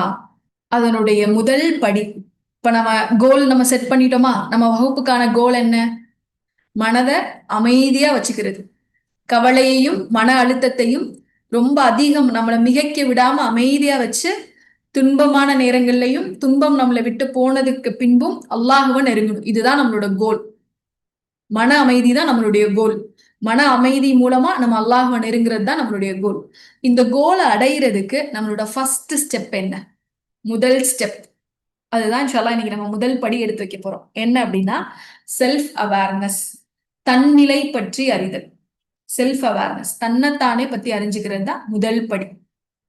இதுதான் ஃபர்ஸ்ட். செல்ஃப் அவேர்னஸ் எப்படி பண்ண முடியும்? யாராவது இது வரைக்கும் பிராக்டிஸ் பண்ணிருக்கீங்களா? தன்னைத்தானே அறிதல். எத்தனை பேருக்கு உங்களோட பிளஸ் தெரியும், மைனஸ் தெரியும், நம்ம யாருன்னு தெரியும், எதுக்காக நான் இருக்கேன்னு தெரியும், நம்ம வாழ்றதுக்கான காரணம், ஒரு கோல், ஒரு லட்சியம் என்ன? அதுதான் செல்ஃப் அவேர்னஸ். அதுதான் முதல் படி. அல்லாஹ்வை நம்ம இன்பத்திலையும் ஓரளவு தெரியும், ஓகே. அல்லாஹ்வை நம்ம இன்பத்திலையும் நெருங்கணும், துன்பத்திலையும் நெருங்கணும், மனம் அமைதியா வச்சிருக்கணும். மன அழுத்தம் கவலைகளால நம்மளுடைய ரூஹ் என்ன செஞ்சிடக்கூடாது? பால் படுத்திக்க கூடாது. அப்படிங்கிற நம்மளுடைய கோலுடைய முதல் படி என்னன்னா, தன்னிலை அறிதல், தன்னை பற்றி அறிந்து கொள்ளுதல் தான் நம்மளுடைய முதலாவது படி. தன்னை அறியறதுக்கு 2 விதமான வழிமுறைகளை இஸ்லாம் சொல்லிக் கொடுக்கு. 2 டெக்னிக். இந்த 2 டெக்னிக்கின் மூலமா நம்ம யாருங்கிறத தெரிஞ்சுக்கலாம். ஒண்ணு தஃபக்குர், இன்னொன்னு முஹாசபா. தஃபக்குர் அப்படின்னா என்னன்னா சிந்தனை. முஹாசபா அப்படின்னா என்னன்னா சுய மதிப்பீடு. அப்போ நம்மை பற்றி அறிந்து கொள்றதுக்கு அப்ப இந்த டெக்னிக் இன்ஷால்லா நம்ம என்ன செய்ய போறோம், இந்த வாரம் ஃபுல்லா பிராக்டிஸ் பண்ணிட்டு அடுத்த வாரம் கேட்க போறேன், என்ன பிராக்டிஸ் பண்ணீங்க, எப்படி தெரிஞ்சுக்கிட்டீங்க உங்களை பத்தி அப்படிங்கிறது. இந்த டெக்னிக்ஸ் என்னங்கிறத இப்ப நான் எக்ஸ்பிளைன் பண்றேன். ஒண்ணு தஃபக்குர், இன்னொன்னு முஹாசபா அப்படிங்கிறது. தஃபக்குர் அப்படின்னா என்னன்னா சிந்தனை, சிந்திக்கிறது. ஒரு மனிதன் தன்னை அடையணும், தன்னை பத்தி தெரிஞ்சுக்கணும்னா முதலாவது கட்டம் அவன் யாரை பத்தி தெரிஞ்சுக்கணும், அல்லாஹுவை பத்தி தெரிஞ்சுக்கணும். ஃபர்ஸ்ட் ஸ்டெப் என்னது, அல்லாஹுவை பத்தி தெரிஞ்சுக்கணும். அப்ப அந்த சிந்தனை தஃபக்குர் நம்ம கொண்டு வரணும். தஃபக்குர்னா சிந்தனை. உமர் அலி அல்லாஹ் அவங்க சொல்லும் போது சொல்றாங்க, 1 மணி நேரம் ஒரு மனிதன் சிந்திப்பது யாரை பத்தி, அல்லாஹுவை பத்தியும் அல்லாஹுடைய வல்லமையை பற்றியும் தன்னை பற்றியும் தான் இந்த உலகத்துல எதுக்காக இருக்கும் அப்படிங்கிற நோக்கத்தை பத்தி ஒரு மனுஷன் 1 மணி நேரம் சிந்திச்சான் அப்படின்னா அது 40 ஆண்டு கால வெறுமன செய்யப்படும் இபாதத்துகளை விட சிறந்ததுன்னு சொல்றாங்க. ஏன்னா சில நேரங்கள்ல நம்ம தொழுகை ஏன் தொழுகிறோம், எதுக்கு தொழுகிறோம் காரணமே இல்லாம தொழுதுட்டு போயிரும். உமரலி இல்லான்னு சொல்லக்கூடிய விஷயம், 1 மணி நேரம் நீங்க சிந்திக்கிறது 40 ஆண்டு கால இபாதத்தை விட உங்களுக்கு சிறந்ததா இருக்கும். இந்த சிந்தனை தான் உங்களுடைய உள்ளத்துக்கும் அல்லாவுக்குமான கனெக்ஷனா இருக்கு. தஃபக்குர் தான் உங்களுக்கும் அல்லாஹுக்குமான கனெக்ஷன். இது இல்ல அப்படின்னா நீங்க இல்ல. நீங்க இல்ல, உங்களை நீங்க உணரல அப்படின்னா எந்த ஹீலிங்கும் நம்மளால செய்ய முடியாது. எந்த ஸ்டெப்பு போனாலும் அது நமக்கு பயனளிக்காது. எந்த மருத்துவம் செஞ்சாலும் எந்த நிவாரணம் நீங்க செஞ்சாலும் அது பயனளிக்காது. இப்ப முதல்ல தஃபக்குரோட விஷயம். 2வது டெக்னிக் என்ன இஸ்லாம் நமக்கு சொல்லிக் கொடுக்குது அப்படின்னா முஹாசபா சொல்லிக் கொடுக்குது. முஹாசபானா என்ன, சுய மதிப்பீடு, நம்மளை நாமளே பத்தி தெரிஞ்சுக்கிறது. உமர் ரலியல்லாஹு இதுக்கு ஒரு அழகான வார்த்தை சொல்றாங்களே, நாளை மறுமையில் உங்களுடைய இறைவன் உங்களை கேள்வி கேட்பதற்கு முன்பாக பூமியில் உங்களை நீங்களே கேள்வி கேட்டுக் கொள்ளுங்கள். அல்லாஹ் கிட்டதான் முதல்ல போய் கொஸ்டின் ஆன்சர் செஷன் அட்டன் பண்ண போறோம், கேள்வி செஷன் அட்டன் பண்ண போறோம்னா நமக்கு பாதிப்பு. அதுக்கு முன்னாடி நம்ம என்ன செஞ்சுக்கணுமா, நம்மளை நாமளே கேள்வி கேட்டுக்கணும் அப்படின்னு சொல்லி உமர் அலி அல்லான்னு சொல்றாங்க. இப்ப இந்த 2 டெக்னிக்கையும் நம்ம ஃபாலோ பண்றதன் மூலமா நம்ம யார் அப்படிங்கிறத தெரிஞ்சுக்கலாம்.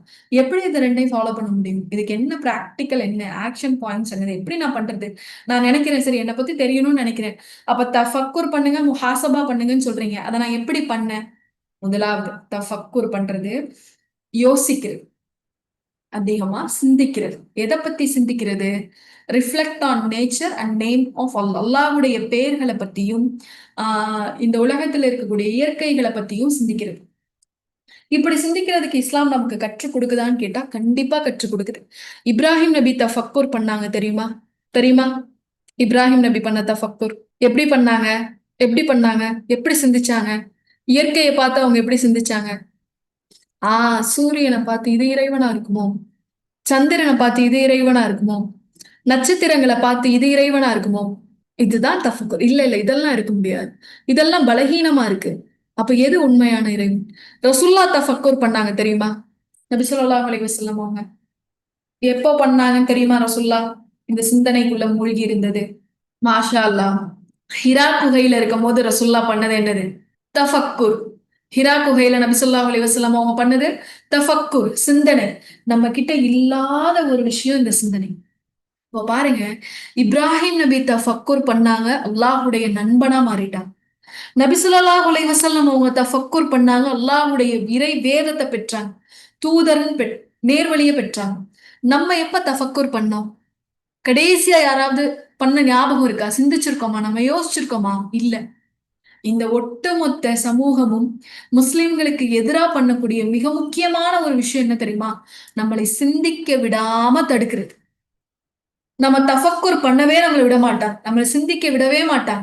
சிந்தனையை தடுக்கிறதுக்காக தான் நிறைய சோசியல் மீடியாவை இன்ட்ரடியூஸ் பண்ணியிருக்காங்க. நீ போனை பார்த்துட்டு இருந்தா எப்படி தஃபக்குர் பண்ணுவ? நீ ஒரு சீரியல் பார்த்துட்டு இருந்தா எப்படி தஃபக்குர் பண்ணுவ? நீ ஒரு பாட்டு கேட்டுட்டு இருந்தா எப்படி நீ தஃபக்குர் பண்ணுவ? அதனாலதான் சொல்றது, நீங்க பொழுதுபோக்கு காட்சிகள் பார்க்காதீங்கன்னு சொல்றதுக்கான காரணம் என்ன? நமக்கு தோணலாம், ஒரு சீரீஸ் பார்க்க கூடாதா, ஒரு நாடகம் பார்க்க கூடாதா, அது என்ன பார்க்க போறோம், கொஞ்ச நேரம் தானே. ஒரு பாட்டு கேட்க கூடாதா, அதுல எந்த ஷிர்க்குமே இல்லையே. ஒரு படம் பார்க்க கூடாது, அதுல எதுவுமே இல்லையே. ஆனா ஏன் இஸ்லாம் இதெல்லாம் செய்யாதுன்னு சொல்லுது? ஏன் சொல்லுது அப்படின்னா, அது நம்மளுக்கு எதுக்கு பாதிப்பா இருக்கும்? தஃபக்குருக்கு பாதிப்பா இருக்கும். ஆக்குபைடா மூளை இருந்துச்சு. எப்பயுமே எதையாவது ஒண்ண பார்த்துக்கிட்டு, ஏதாவது ஒரு காட்சிய பார்த்துக்கிட்டு, ஏதாவது ஒண்ணு கேட்டுட்டு பிஸியாவே மூளை இருந்துச்சுன்னா, அந்த மூளை என்ன செய்யாது? சிந்திக்காது. தஃபக்குரே பண்ணாது. அதனாலதான் நமக்கு அந்த பிராக்டிஸே நமக்கு இல்ல. நமக்கு அப்பல்லாம் என்ன இது என்னது அப்படின்னு நமக்கு தோணும். இத பார்த்தா நமக்கு தோணும். இதெல்லாம் என்ன ஒரு மாதிரி கிரிஞ்சான விஷயமா இருக்கே. யோசிக்கணுமா? வானத்த பார்த்து யோசிக்கணுமா? சந்திரன பார்த்து யோசிக்கணுமா? இதெல்லாம் என்ன அப்படின்னு நமக்கு தோணும். ஏன்னா அந்த அளவுக்கு நம்மளுடைய மூளை மழுங்கடிக்கப்பட்டிருக்கு சோசியல் மீடியாவால. ஒரு போன் எடுத்து உட்கார்ந்து இப்படி ரீல்ஸ் ஏத்துனா போயிட்டே இருக்கும் மணிக்கணக்க. ஒரு இன்ஸ்டால பார்த்தாலும் போயிட்டே இருக்கும். நம்மளுடைய நேரத்தை எப்படி வீணாக்கி நமக்கு தஃபக்கூர் அப்படிங்கிற ஒரு ஒரு ஒரு விஷயம் இருக்கு அப்படிங்கிறதையே நம்ம உணர விடாம இந்த இந்த சமூகம் நம்மள வச்சிருக்கு. சமூகம்ங்கிறத விட ஷைத்தான் நம்மள எவ்வளவு அழகா நம்மள தஃபக்கூர் பண்ண விடாம வச்சிருக்கான். ஐயோ யோசிச்சிருவான், விட்டுட்டா யோசிச்சிருவான். கொஞ்ச நேரம் அவனை ரிலாக்ஸா விட்டா யோசிப்பான். ஒண்ணும் இல்ல, நீங்க டூர்லாம் போறீங்க, இயற்கை காட்சிகளை பாக்குறீங்க. பார்க்கும்போது யாராவது தஃபக்குர் பண்ணிருக்கீங்களா? சிந்திச்சு பார்த்திருக்கீங்களா? அதிகபட்சம் நம்மளுடைய சிந்தனை என்ன? எவ்வளோ ஒரு நீங்க ஒரு மலைக்கு போறீங்கன்னு வச்சுக்கோங்களேன். ஒரு ஒரு ஒரு இமயமலை மாதிரி ஒரு மலையோ ஏதோ ஒண்ணு பார்க்க போறீங்க. போய் அந்த மலைய நீங்க கண்ணுல அப்படியே முன்னாடி நின்று பாக்குறீங்க. பார்த்த உடனே உங்க மனசுக்கு எப்படி என்ன தோணும்? எவ்வளவு அழகா இருக்கு! எவ்வளோ பிரம்மாண்டமா இருக்கு! அல்லாஹ் இத எவ்வளோ அழகா படைச்சிருக்கா! அதுக்கப்புறம் எங்க வந்துருவீங்க? ஒரு ஃபோட்டோ எடுத்து செல்ஃபி ஒரு ஒரு ஃபோட்டோ எடுத்து ஸ்டேட்டஸ் போட்டுறலாம். வியப்போம். இது அல்லாஹ் எவ்வளோ அழகா படைச்சிருக்கான்! எவ்வளோ அழகா இருக்கு! அல்லாஹ் இத எவ்வளோ பிரம்மாண்டமா ஆக்கியிருக்கான்! இதெல்லாம் யோசிப்போம். இந்த யோசனையோடயே ஷைத்தான் நம்மள நிப்பாட்டிரும். அடுத்த கட்டத்துக்கு போக விட மாட்டான். இங்க இருந்து அப்படியே ஷைத்தான் இழுத்துட்டு வந்துருவான். கடல பார்த்தா தோணும். கடல் எவ்வளவு அழகா இருக்கு! அல்லாஹ் எப்படி அல்லாஹ்வுடைய படைப்பு என்ன? அல்லாஹ்வுடைய ஆற்றல் என்ன? அல்லாஹ்வுடைய வல்லமை என்ன? எவ்வளவு பிரம்மாண்டமா இருக்கு! அவ்வளவுதான். அதோட ஸ்டாப். சரி ஒரு போட்டோ எடுப்போம். ஒரு ரீல்ஸ் போடுவோம். இங்க போயிரும். என்ஜாய் பண்ணுவோம் இந்த நேரத்த. அப்படி போயிரும். இதுக்கப்புறம் யோசிச்சிருக்கோமா? இத தாண்டி போறதுதான் தஃபக்குர். எப்படி தாண்டி போகணும்னு பாருங்களேன். இப்ப இந்த இயற்கை காட்சிகள், மலை, கடல் நீங்க எத பார்த்தாலும் அழகா பார்க்கிறோம். அத தொட முடிஞ்சா நம்ம தொட்டு உணர்றோம். அத ஆச்சரியப்படுறோம். ஆச்சரியப்பட்டதுக்கு அப்புறம் அத கொண்டு போய் நம்ம இறைவனோட கனெக்ட் பண்ணணும். எவ்ளோ அழகா அல்லாஹ் படைச்சிருக்கான். எவ்ளோ நேர்த்தியா படைச்சிருக்கான். இதையே இவ்ளோ நேர்த்தியா, இவ்ளோ பெருசா என்னுடைய ரப்பு படைச்சிருக்கான் அப்படின்னா, என்னுடைய இறைவன் எவ்ளோ நேர்த்தியானவனா இருப்பான். ஒரு மலை நம்ம பார்க்கக்கூடிய இந்த மலை இவ்ளோ பிரம்மாண்டமாவும், இவ்ளோ அழகாவும், இவ்ளோ இதமாவும் இருக்கு அப்படின்னா, இத படைச்ச என்னுடைய ரப்பு எவ்ளோ பிரம்மாண்டமா இருப்பான். அவன் எவ்ளோ இதமானவனா இருப்பான். இந்த மலைய பார்க்கக்கூடிய காட்சியே என் மனசுக்கு ஆறுதல குடுக்குதுன்னா, இத படைச்ச என்னுடைய ரப்பு எவ்வளவு ஆறுதலை வழங்கக்கூடியவனா இருப்பான். அப்ப அவனுடைய கைய நான் பிடிச்சுட்டேன்னா, என் மனசு எவ்வளவு நிம்மதியா இருக்கும். ஒரு கடல், கடல பார்க்கும்போது இப்படி இருக்கே, இவ்ளோ உயிரினங்கள் இதுக்குள்ள வாழுதே. ஒரு டிஸ்கவரி சேனல் பார்த்தா கூட இவ்ளோ உயிரினம் வாழுதே. இங்கேயே இவ்ளோ உயிரினம் வாழுதுன்னா, என்னுடைய ரப்பு சுவனத்தை எப்படி படைச்சிருப்பான்? அப்ப அதுல எவ்வளவு வித்தியாசங்களை என் ரப்பு வச்சிருப்பான். எனக்காக என்னுடைய இறைவன் இவ்ளோ படைச்சிருக்கான்னா, என் இறைவன் என்னை எவ்ளோ நேசிக்கிறான். நான் அவன அப்படி நேசிக்கிறேனா? இந்த கேள்விகளுக்கு பேரு தான் தஃபக்குர். இதுதான் தஃபக்குர். ஒரு பூவ பார்க்கிறோம். அழகா இருக்கே! சூப்பரா அல்லாஹ் படைச்சிருக்கானே! எவ்ளோ படைச்சிருந்தாலும், இது 1 நாள் 2 நாள்ல வாடி போயிருதே! இப்போ ஒரு பூவுக்கே இந்த நிலைமை, அழகா இருக்கக்கூடிய இந்த பூவே இப்படி வாடி போகுதுன்னா, நாளைக்கு நான் என்ன ஆவேன்? நான் எங்க போறேன்? நான் மண்ணறைக்கு போயிருவேனே! அங்க என்னுடைய ரப்பு எனக்கு என்ன தயார் பண்ணி வச்சிருக்கான்? எல்லாத்தையும் இறைவனோட கனெக்ட் பண்ண ஆரம்பிச்சுட்டோம். அதனாலதான் சஹாபாக்களால அசாத்தியமான நன்மைகள் செய்ய முடிஞ்சுச்சு. அவங்களுடைய வாழ்க்கைய பார்த்து நம்ம வியந்து போறோம்ல. உணவே இல்லாத போது விளக்கணிச்சு தன்னுடைய பிள்ளைகளுடைய உணவை எடுத்து இன்னொருத்தருக்கு கொடுத்தாரா? எப்படி? எப்படி? இறைவனுடைய விருந்தினரை கண்ணியப்படுத்துறது யாருன்னு ரசூலுல்லாஹ் கேட்டாங்க. அல்லாஹ்வ கண்ணியப்படுத்த ஒரு வாய்ப்பு. என்னுடைய ரப்ப கண்ணியப்படுத்தணும்னா, அவன் எப்படிப்பட்டவன்னு அவர் உணர்ந்திருக்காரு மனசுல. அப்ப தான் பார்க்கிற விஷயம், தான் கேட்கிற விஷயம் எல்லாத்தோடையும் இறைவனை தொடர்பு படுத்தினா மட்டும்தான் தஃபக்குர் நம்மளால பண்ண முடியும். அப்போ இப்படி தஃபக்குர் பண்ண ஆரம்பிச்சிட்டோம்னா, நம்மள நாமளே உணர ஆரம்பிப்போம். இயற்கை காட்சிகள் சரி, அல்லாஹ்வுடைய பெயர்கள்ல சரி, அல்லாஹ்க்கு மொத்தம் எத்தனை பெயர்கள் இருக்கு? குறிப்பிடப்பட்ட பெயர். அல்லாஹ்வுடைய பெயர்கள் 99. இதை தாண்டியும் அல்லாஹ்வுக்கு பெயர்கள் இருக்கு. என்னைக்காவது இந்த பெயர்களை நம்ம சிந்திச்சு பார்த்திருக்கோமா? மனனம் பண்றது இல்ல, சிந்திச்சு பார்த்திருக்கோமா? அல்லாஹ் மன்னிக்கிறேன்னு சொல்றானே. அல்லாஹ்வுக்கு கஃபூர் கஃபார்ன்னு எல்லாம் பேர் இருக்கே, வஹாப்னு பேர் இருக்கே, கொடுப்பவன்னு பேர் இருக்கே. இப்ப எப்படி அல்லாஹ் கொடுப்பான்? யோசிச்சு பார்க்கணும். எப்படி கொடுக்குறேன்னு அல்லாஹ் சொல்றான்? அறியாத புறங்கள்ல இருந்து கொடுக்குறேன்னு சொல்றானே. உனக்கு உதவி செய்ய யாருமே இல்லாத போது நீ அறியா புறங்கள்ல இருந்து உனக்கு நான் கொடுப்பேன்னு அல்லாஹ் சொல்றானே. சுபஹான் அல்லாஹ். என் ரப்புக்கு என் மேல எவ்வளவு பிரியம். அறியாத புறங்கள்ல இருந்து கூட எனக்கு உதவி செய்யறானே. இனிமே நமக்கு உதவி செய்ய யாருமே இல்லைன்ற சூழல்ல நீ இருக்கும்போது அறியா புறங்கள்ல இருந்து உனக்கு வஹாப் நான் வழங்குறேன்றானே அல்லாஹ். இப்படிப்பட்ட என்னுடைய இறைவனுக்கு நான் நியாயமானவளா நடந்துக்கிறேனா? அல்லாவுக்கு கஃபூர் கஃபார்ன்னு பேர் இருக்கேன், மன்னிக்கிறேன்னு அல்லாஹ் சொல்றானே. யோசிக்கணும், அந்த பேரை எப்படி மன்னிக்கிறா? அல்லாஹ் சொல்றான், நீ ஒரு ஒரு பாவத்துக்காக நீ மன்னிப்பு கேட்டேனா, அந்த மன்னிப்பை நான் மறைச்சு அழிச்சிடுறேன். அந்த மன்னிப்பு அளவுக்கு உனக்கு நன்மை எழுதுறேன். நீ செஞ்ச தீமை அளவுக்கு நான் உனக்கு நன்மை எழுதுறேன். நீ மன்னிப்பு கேட்கிற அப்படின்னா, நீ தவறே செஞ்ச தடம் இல்லாத அளவுக்கு நான் அதை மன்னிச்சிடுறேன். உன்னுடைய ஏட்ல அந்த பாவமே அது இருந்து அழிக்கப்பட்டதுக்கான ஒரு தடயம் கூட இல்லாத அளவு மன்னிக்கிறேன். சுபஹானல்லாஹ். இப்படி என் ரப்பு இருக்கானா? இப்படி மன்னிக்கிறானா? இந்த ரப்பு கிட்ட நான் எத்தனை தடவை மன்னிப்பு கேட்டிருக்கேன். யா அல்லாஹ், என் பாவங்களை இப்படி மன்னிச்சிருன்னு நான் கேட்டிருக்கேனா? அல்லாஹ் ரஸ்ஸாக்கா இருக்கேன்னு சொல்றானே, கஃபூரா இருக்கானே, ரஹீமா இருக்கானே, ரஹ்மானா இருக்கானே, அளவற்ற அருளாளன், நிகரற்ற அன்பா இருக்கேன்னு அல்லாஹ் சொல்றானே. அல்லாஹ்வுடைய அன்பு எப்படிப்பட்டது? சொல்றாங்களே அல்லாஹ்வுடைய அன்பை பத்தி. ஒரு தொலைந்து போன தன்னுடைய பிள்ளைய கண்டுபிடிச்ச ஒரு தாய் சந்தோஷமா அந்த குழந்தைய முத்தமிட்டுட்டு இருக்கா. இதை எல்லா சஹாபாக்களும் பாக்குறாங்க. அப்ப ரசூலுல்லாஹ் கேக்குறாங்க, இந்த தாய் அந்த குழந்தைய நரகத்துல போடுவாளா? சஹாபாக்களுக்கு ஒரே ஆச்சரியம். யார் ரசூலுல்லாஹ்? இல்ல, அந்த குழந்தைய தானே இவ 2 நாளா தேடிட்டு இருந்தா, கிடைச்ச உடனே அந்த குழந்தைய எப்படி நெருப்புல போடுவா? இல்ல யார் ரசூலுல்லாஹ். ரசூலுல்லாஹ் சொல்றாங்க, இதை இது மாதிரிதான் உங்களுடைய இறைவன் உங்களை நரகில் போடுறத வெறுக்கிறா. ஒரு தாய் தன்னுடைய குழந்தைய நெருப்புல போட மாட்டான்னும் போது, உங்களுடைய இறைவன் ஒரு தாயை விட 100 மடங்கு உங்க மேல பாசமா இருக்கக்கூடிய உங்களுடைய இறைவன், அளவற்ற அருளால நிகரற்ற அன்புடையவனா இருக்கக்கூடிய உங்களுடைய இறைவன் உங்களை எப்படி நரகத்துல போடுவான் அப்படின்னு சொல்லா கேக்குறான். சுபஹானல்லாஹ். என் இறைவனுடைய அன்பு இவ்வளோ பெருசா, இவ்வளோ ஆழமானதா? அப்ப இந்த அன்பையும் தாண்டி ரப்பு என் மேல கோவப்படுறான்னா, நான் எவ்வளவு கேவலமான அமல்கள் செஞ்சுட்டு இருக்கேன். நான் எவ்வளவு கேவலமான வாழ்க்கை வாழ்ந்துட்டு இருக்கேன். இதுக்கு பேரு தான் தஃபக்குர். அலி ரலியல்லாஹு அன்ஹு சொல்றாங்க, நபி ஸல்லல்லாஹு அலைஹி வஸல்லம் அவங்க மௌனமா இருந்தாங்க அப்படின்னாலே, ஒண்ணு அவங்க ஏதாவது ஒரு விஷயத்த பொறுத்துக்கிட்டு இருப்பாங்க. எதுவும் பேசக்கூடாது, நம்ம அமைதியா இருந்து பொறுமையா இருப்பாங்க. 2வது, ஏதாவது ஒரு விஷயத்துக்கான முன்னேற்பாட்டோட இருக்காங்கன்னு அர்த்தம். முன்னேற்பாடு அவங்க மனசுல ஓடிட்டு இருக்குன்னு அர்த்தம். 3வது, அவங்க ஏதாவது மனதுக்குள்ளேயே ஏதோ ஒரு ஆலோசனை பண்ணிட்டு இருக்காங்கன்னு அர்த்தம். 4வது, அவங்க நபி ஸல்லல்லாஹு அலைஹி வஸல்லம் அவங்க அமைதியா இருந்தாங்கன்னா என்ன அர்த்தம்னா, தஃபக்குர் பண்ணிட்டு இருக்காங்கன்னு அர்த்தம். அலி ரலியல்லாஹு அன்ஹு சொல்றாங்க, ரசூலுல்லாஹ் இதை தவிர வேற எதுவுமே செய்ய மாட்டாங்க. அமைதியா இருந்தா இதுதான் ரசூலுல்லாஹ் செய்வாங்க. நம்ம அமைதியா இருக்கோம், சும்மா இருக்கோம்னா எவ்வளவு வீணான விஷயங்கள்ல நம்ம நேரத்தை செலவழிக்கிறோம். எவ்வளவு தேவையில்லாத விஷயங்கள் நம்ம வாழ்க்கையில செய்றோம். இது வரைக்கும் நம்ம தஃபக்குர் செஞ்சிருக்கோமா? இயற்கையை பார்க்கிறோம், பயணம் பண்றோம், ரசிக்கிறோம், அழக ரசிக்கிறோம். அதை இறைவனோட ஒப்பிட்டு தஃபக்குர் செஞ்சிருக்கோமா? சாட்ல சொல்லுங்க. அதுக்கான வாய்ப்பையாவது நம்ம ஏற்படுத்தி கொடுத்திருக்கோமா? நம்ம செஞ்சாதானே நம்மளுடைய பிள்ளைகளுக்கு அதை பயிற்சி அளிக்க முடியும்.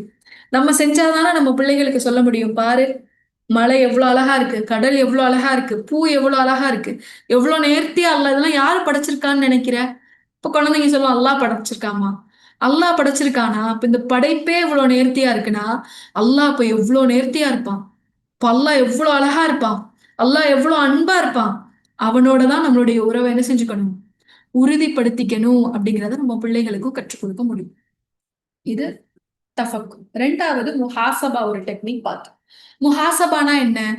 நம்மளுடைய செயல்களை நம்மளை நாமளே மதிப்பீட்டு கொள்றது. அதுக்கான மதிப்பீட்டு, நான் என்ன செஞ்சேன் இன்னைக்கு, சரியா செஞ்சனா இல்லையா அப்படிங்கிறதுக்கான முஹாசப். முஹாசபா செய்யும் போது நம்ம ஒரு சில கேள்விகள் நம்மளே நம்ம மனசுக்குள்ள எழுப்பி அதுக்கான பதில்கள் சொல்லும் போது நம்ம யார் அப்படிங்கிறத நம்ம தெரிஞ்சுக்கலாம். நம்ம யார், நம்ம எதுக்காக படைக்கப்பட்டோம், நம்ம அதை நிறைவேற்றணுமா, அந்த நிலையில நம்ம இருக்கோமா அப்படிங்கிறத நம்ம தெரிஞ்சுக்கலாம். இன்ஷா அல்லாஹ். முஹாசபாக்கான சில கேள்விகள் நான் சொல்றேன், நோட் பண்ணிக்கிறீங்களா? இந்த கேள்விகளோட இன்ஷா அல்லாஹ் இந்த அமர்வை வந்து நம்ம நிறைவு செஞ்சிடலாம். ஒரு 5 to 10 மினிட்ஸ் தான். அதிகமான நேரம் ஆயிடுச்சு இன்னைக்கு. ஒரு டாபிக்கா முடிஞ்சுட்டா அடுத்த வகுப்புக்கு யூஸ்ஃபுல்லா இருக்கும் அப்படிங்கிறதுனால தான் கொஞ்சம் நேரம் இழுத்துருச்சு. முஹாசபாக்கான கேள்விகள். எப்பயும் நாங்க இந்த வகுப்புகளை சொல்ற மாதிரிதான் பயான் மாதிரி கேட்டுட்டு போயிடாதீங்க. ஒரு நோட்டு, ஒரு பெண்ணோட உட்கார்ந்து எழுதுங்க அப்படின்னு சொல்லி. சரி, இப்போ ஒரு 60 பேர் கிட்ட இருந்தாங்க, 53 பேர் இருக்காங்க. இப்ப இன்ஷா அல்லாஹ் இந்த 53 பேரும் முஹாசபா செய்யலாமா? நமக்கு நாமளே கேள்வி கேட்டுக்கலாமா? நம்ம யார்? நம்ம வழியை சரி பண்றோம், மன அழுத்தத்தை போக்குறோம், நிம்மதியா வாழ்றோம். இதுக்கான முதல் படி தன்னை அறிதல். தன்னை அறிதல், செல்ஃப் அவேர்னஸ். செல்ஃப் அவேர்னஸ்க்கான முதல் ஸ்டெப் தஃபக்குர் பார்த்துட்டோம். அடுத்து முஹாசபா பண்ண போறோம். முஹாசபா பண்ணி நம்ம யாருன்னு தெரிஞ்சுக்கலாமா? விருப்பம் உள்ளவங்க இந்த கேள்விகளுக்கு ஆன்சர் எழுதி உங்க ஆன்சர் அனுப்பலாம். இல்ல எனக்கு ஆன்சர்லாம் நான் அனுப்பல அப்படின்னா நீங்க எப்படி உணர்ந்தீங்க அப்படிங்கறத அனுப்பலாம். முஹாசபா பண்ணதுக்கு அப்புறம் நீங்க யாருன்னு உங்களால உணர முடிஞ்சுச்சா அப்படிங்கறத அனுப்பலாம். நம்பர் ஒன்னு சாட்ல போட்டிருக்கேன் பாருங்க, அந்த நம்பர் நோட் பண்ணிக்கோங்க. 9043964371. விருப்பம் உள்ளவங்க இந்த நம்பருக்கு உங்களுடைய பதிலையும் அனுப்பலாம். இங்க யாருக்கிட்டே இதை பகிரலாம் மாட்டோம். பதிலும் அனுப்பலாம். அப்படி இல்லாட்டி இந்த கேள்விகளை எழுதி முடிச்சதுக்கு அப்புறம் உங்களுடைய உணர்வு எப்படி இருந்துச்சுன்றதை அனுப்பலாம். என்னைக்கு இந்த கேள்விக்கு ஆன்சர் எழுத போறீங்க? நாளைக்கா? நாளை கழிச்சா? இன்னைக்கே என்ன செஞ்சிருங்க, இன்னைக்கு இரவு நீங்க உங்களுடைய வேலைகள் எல்லாம் முடிச்சுட்டு படுக்க போகும்போது ஒரு ரிமைண்டர் செட் பண்ணிக்கோங்க. இந்த கொஸ்டனுக்கெல்லாம் நான் ஆன்சர் எழுத போறேன். எழுதி முடிச்சதுக்கு அப்புறம் இன்ஷா அல்லாஹ் நம்ம யார் அப்படிங்கறத நம்ம உணர்வோம். கேள்வி சொல்லலாமா? முதலாவது கேள்வி, உங்கள் மரணம் எப்படி இருக்க ஆசைப்படுகிறீர்கள்? First question. உங்கள் மரணம் எப்படி இருக்க ஆசைப்படுகிறீர்கள்? நீங்க எப்படி மரணம் அடையணும்னு நினைக்கிறீங்க? உங்கள் மரணம் எப்படி இருக்க வேண்டும் என ஆசைப்படுகிறீர்கள்? இன்னொரு தடவை ரிப்பீட் பண்றேன். உங்கள் மரணம் எப்படி இருக்க வேண்டும் என ஆசைப்படுகிறீர்கள்? அடுத்த கொஸ்டின். உங்கள் இறைவன் உங்களை பற்றி என்ன நினைக்க வேண்டும் என ஆசைப்படுகிறீர்கள்? முதல் உங்க மரணம் எப்படி இருக்கணும்னு ஆசைப்படுறீங்க. ரெண்டாவது, உங்கள் இறைவன் உங்களை பற்றி என்ன நினைக்க வேண்டும் என ஆசைப்படுகிறீர்கள். மூணாவது கொஸ்டின், இறைவனுக்கான கடமைகளை சரியாக நிறைவேற்றுகின்றீர்களா? அதற்கு என்ன மதிப்பெண் கொடுப்பீர்கள்?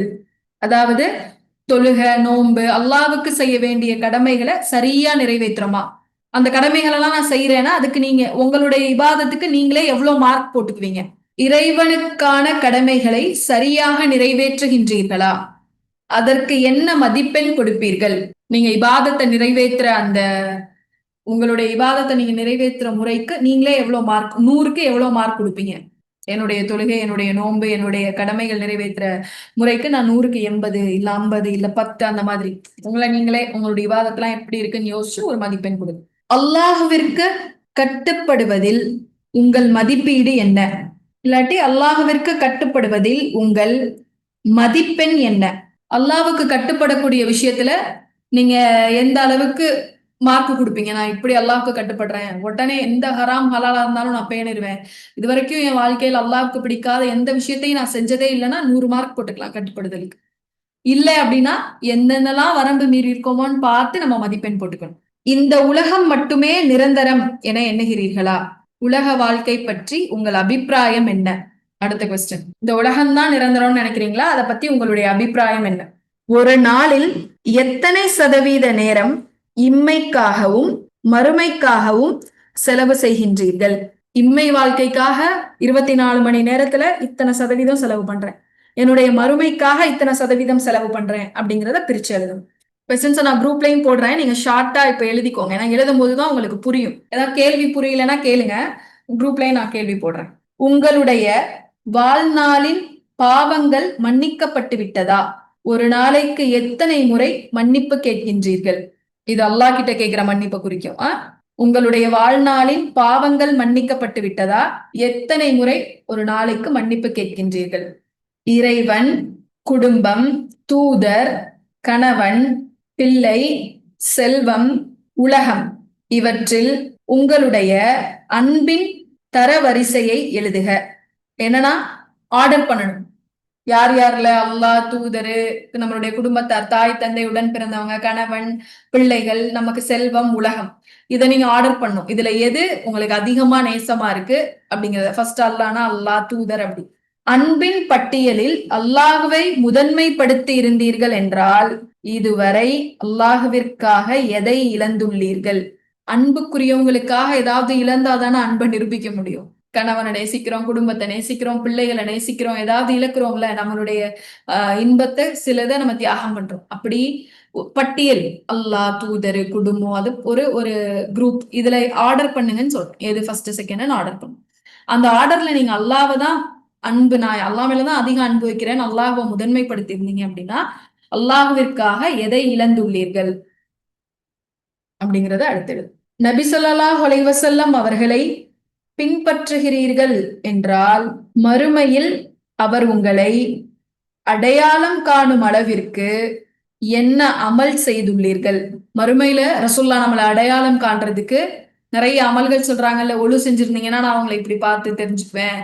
இப்ப ரசூல்லா நம்ம ரசூல்லாவை பின்பற்றுறோம், அவங்கதான் நம்ம முன்மாதிரின்னு சொல்றோம்.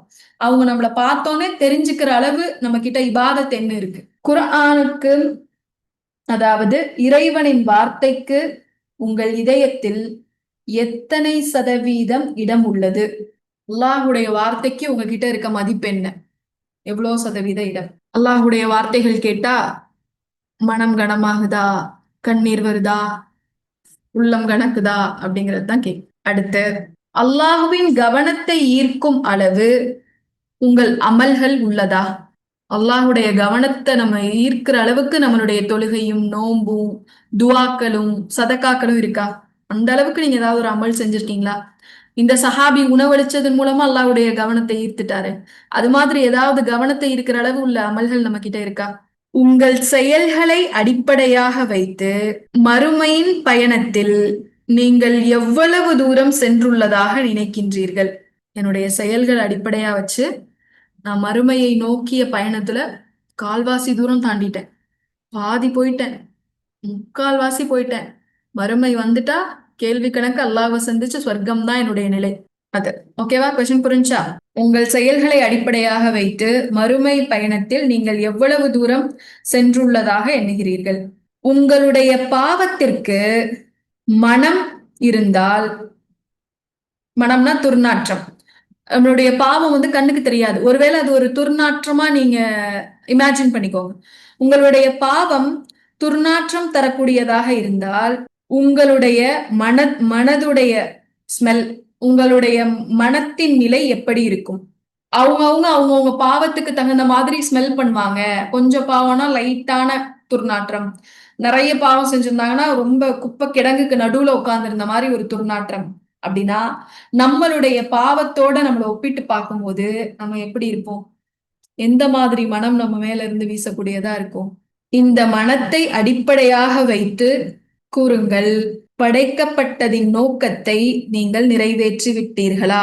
இப்போ ஒரு பாவத்துக்கு ஒரு மனம் இருக்கு அப்படின்னு சொல்லி ஒண்ணு பண்ணமா, உருவகப்படுத்தணுமா?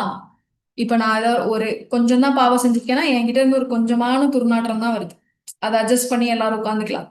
இல்ல நான் அதிகமான பாவம் செய்யறேன்னா என் பக்கத்துல உட்கார முடியாது, கொஞ்சம் தூரம் வேணா தள்ளி உட்காந்துக்கலாம். நான் ரொம்ப பாவம் செஞ்சுட்டேன்னா இப்போ ஒரு சுத்த அளவு ஒரு கிலோமீட்டர், இவ்வளவு தூர அளவு, இவ்வளவு அளவுக்கு யாருமே நெருங்கவே முடியாது, கொஞ்சம் தொலைவுலதான் இருக்கணும் அப்படிங்கிற மாதிரி. இப்போ இந்த மனம் இதுதான் நான், இதோட இப்ப மதிப்பீடு பண்ணுங்க, படைக்கப்பட்டதனுடைய நோக்கத்தை நீங்கள் நிறைவேற்றி விட்டீர்களா? நீங்கள் விரும்பிய மரணம் உங்களுக்கு கிடைக்குமா? எதை அடிப்படையா வச்சு சொல்லணும்? இந்த ஸ்மெல் அடிப்படையா வச்சு சொல்லணும், இல்ல உங்களுடைய செயல்களை அடிப்படையா வச்சு சொல்லணும். அடுத்து, நீங்கள் விரும்பியபடி அல்லாஹ் உங்களை பார்ப்பானா? Last question. இப்போது மரணம் நிகழ்ந்தால் இறைவனின் திருப்தியை பெற்று சுவனம் செல்லக்கூடியவராக நாம் இருப்போமா? இதுதான் இந்த முஹாசபாக்குரிய கேள்விகளை நான் குரூப்ல இன்ஷால்லா போட்டு விடுறேன், அதையும் செக் பண்ணிட்டு இன்ஷால்லா ஆன்சர் எழுதுங்க. முஹாசபா பண்ணுவோம்.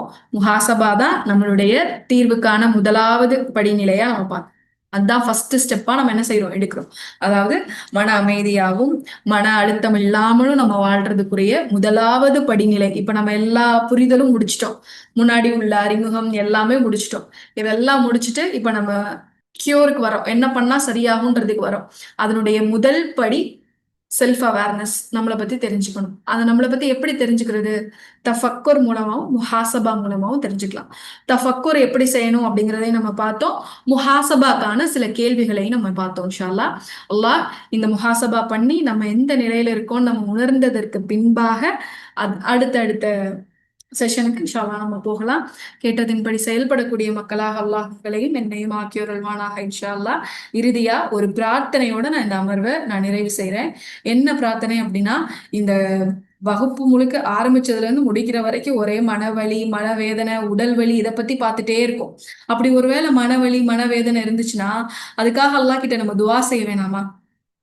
அப்படிப்பட்ட ஒரு துவா தான் உங்களுக்கு நான் ஸ்கிரீன்ல ஷேர் பண்ணி வச்சிருக்கேன். உள்ளது உடல் வலிக்கு ரசூலுல்லாஹ் சொல்லி கொடுத்த துவா. உங்க உடல்ல எங்க வலி ஏற்படுதோ அந்த இடத்துல உங்களுடைய வலது கையை வச்சுட்டு 3 தடவை பிஸ்மில்லா சொல்லணும். 3 தடவை பிஸ்மில்லா சொல்லிட்டு 7 முறை அவுது பில்லாஹி வ குதுரதிஹி மின் ஷர்ரி மா அஜிது வ உஹாதிரு. ஓகேவா? ஓகேவா? துவா தெரியுதா? அப்போ இந்த துவாவை நம்ம உடல்ல ஏதாவது வலி ஏற்பட்டுச்சுன்னா அந்த இடத்துல கைய வச்சு நம்ம 3 முறை பிஸ்மில்லா சொல்லிட்டு 7 முறை இந்த துவாவை நம்ம ஓதணும் அப்படின்னா பிஸ்மில்லா சொல்றாங்க, அல்லாஹ் அந்த வலியை நமக்கு என்ன செய்வான்? குணப்படுத்துவான் அப்படின்னு சொல்லி சொல்றாங்க. அடுத்து இது உடல் வலிக்கு. மன வலிக்கு நபி ஸல்லல்லாஹு அலைஹி வஸல்லம் அவங்க கற்றுக் கொடுக்கிற துவா இது. அல்லாஹும்ம இன்னி அஊது பிக மினல் ஹம்மி வல் ஹுஸ்னி வல் அஸ்ஸி வல் ஹஸ்லி வல் புஹ்லி வல் ஜுபுனி வலலாஇ தைனி வகலபத்திர் ரிஜால். இந்த துவா, யா அல்லாஹ் கவலை, துன்பம், பலவீனம், சோம்பல், கஞ்சத்தனம், கோழைத்தனம், கடன் சுமை, மனிதர்களால் ஆட்கொள்ளப்படுவது ஆகியவற்றிலிருந்து நான் உன்னிடம் பாதுகாவல் தேடுகிறேன். ஆரம்பத்துல இருந்து நம்ம நிறைய சோர்வு, கவலை இதெல்லாம் பார்த்துட்டனால முடிக்கும் போது இந்த 2 துவாவோட இன்ஷா அல்லாஹ் நம்ம நிறைவு செய்வோம்.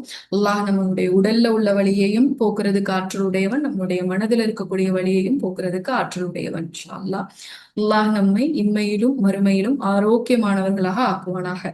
விஸ்வாசம் சொல்றாங்க, அல்லாஹ் கிட்ட நம்பிக்கைக்கு அப்புறம், இறை நம்பிக்கைக்கு அப்புறம் ஒரு விஷயத்த கேட்கிறதா இருந்தா ஆரோக்கியத்தை கேளுங்கன்னு ரசூலுல்லாஹ் சொல்றாங்க. அல்லாஹ் இம்மையிலையும் மறுமையிலையும் நம்ம உடல் ஆரோக்கியத்தோடையும் மனது ஆரோக்கியத்தோடையும் இருக்கக்கூடிய மக்களாக அல்லாஹ் நம்மளை எழுப்பணும். அல்லாஹுடைய திருப்தி பெற்ற ஆன்மாக்களாக, அல்லாஹுடைய அழைப்போட நிம்மதி அடைந்த ஆன்மாவே சொர்க்கத்துக்குள்ள நீங்க போங்க அப்படிங்கிற அல்லாஹுடைய அழைப்போட சுவனம் செல்லக்கூடிய மனிதர்களாக அல்லாஹ் உங்களையும் என்னையும் ஆக்கி வரல வேணும் அப்படிங்கிற பிரார்த்தனையோட இந்த அமர்வை நிறைவு செய்கிறேன். வாஹிர தவ்னா அல்ஹம்துலில்லாஹி ரப்பில் ஆலமீன்.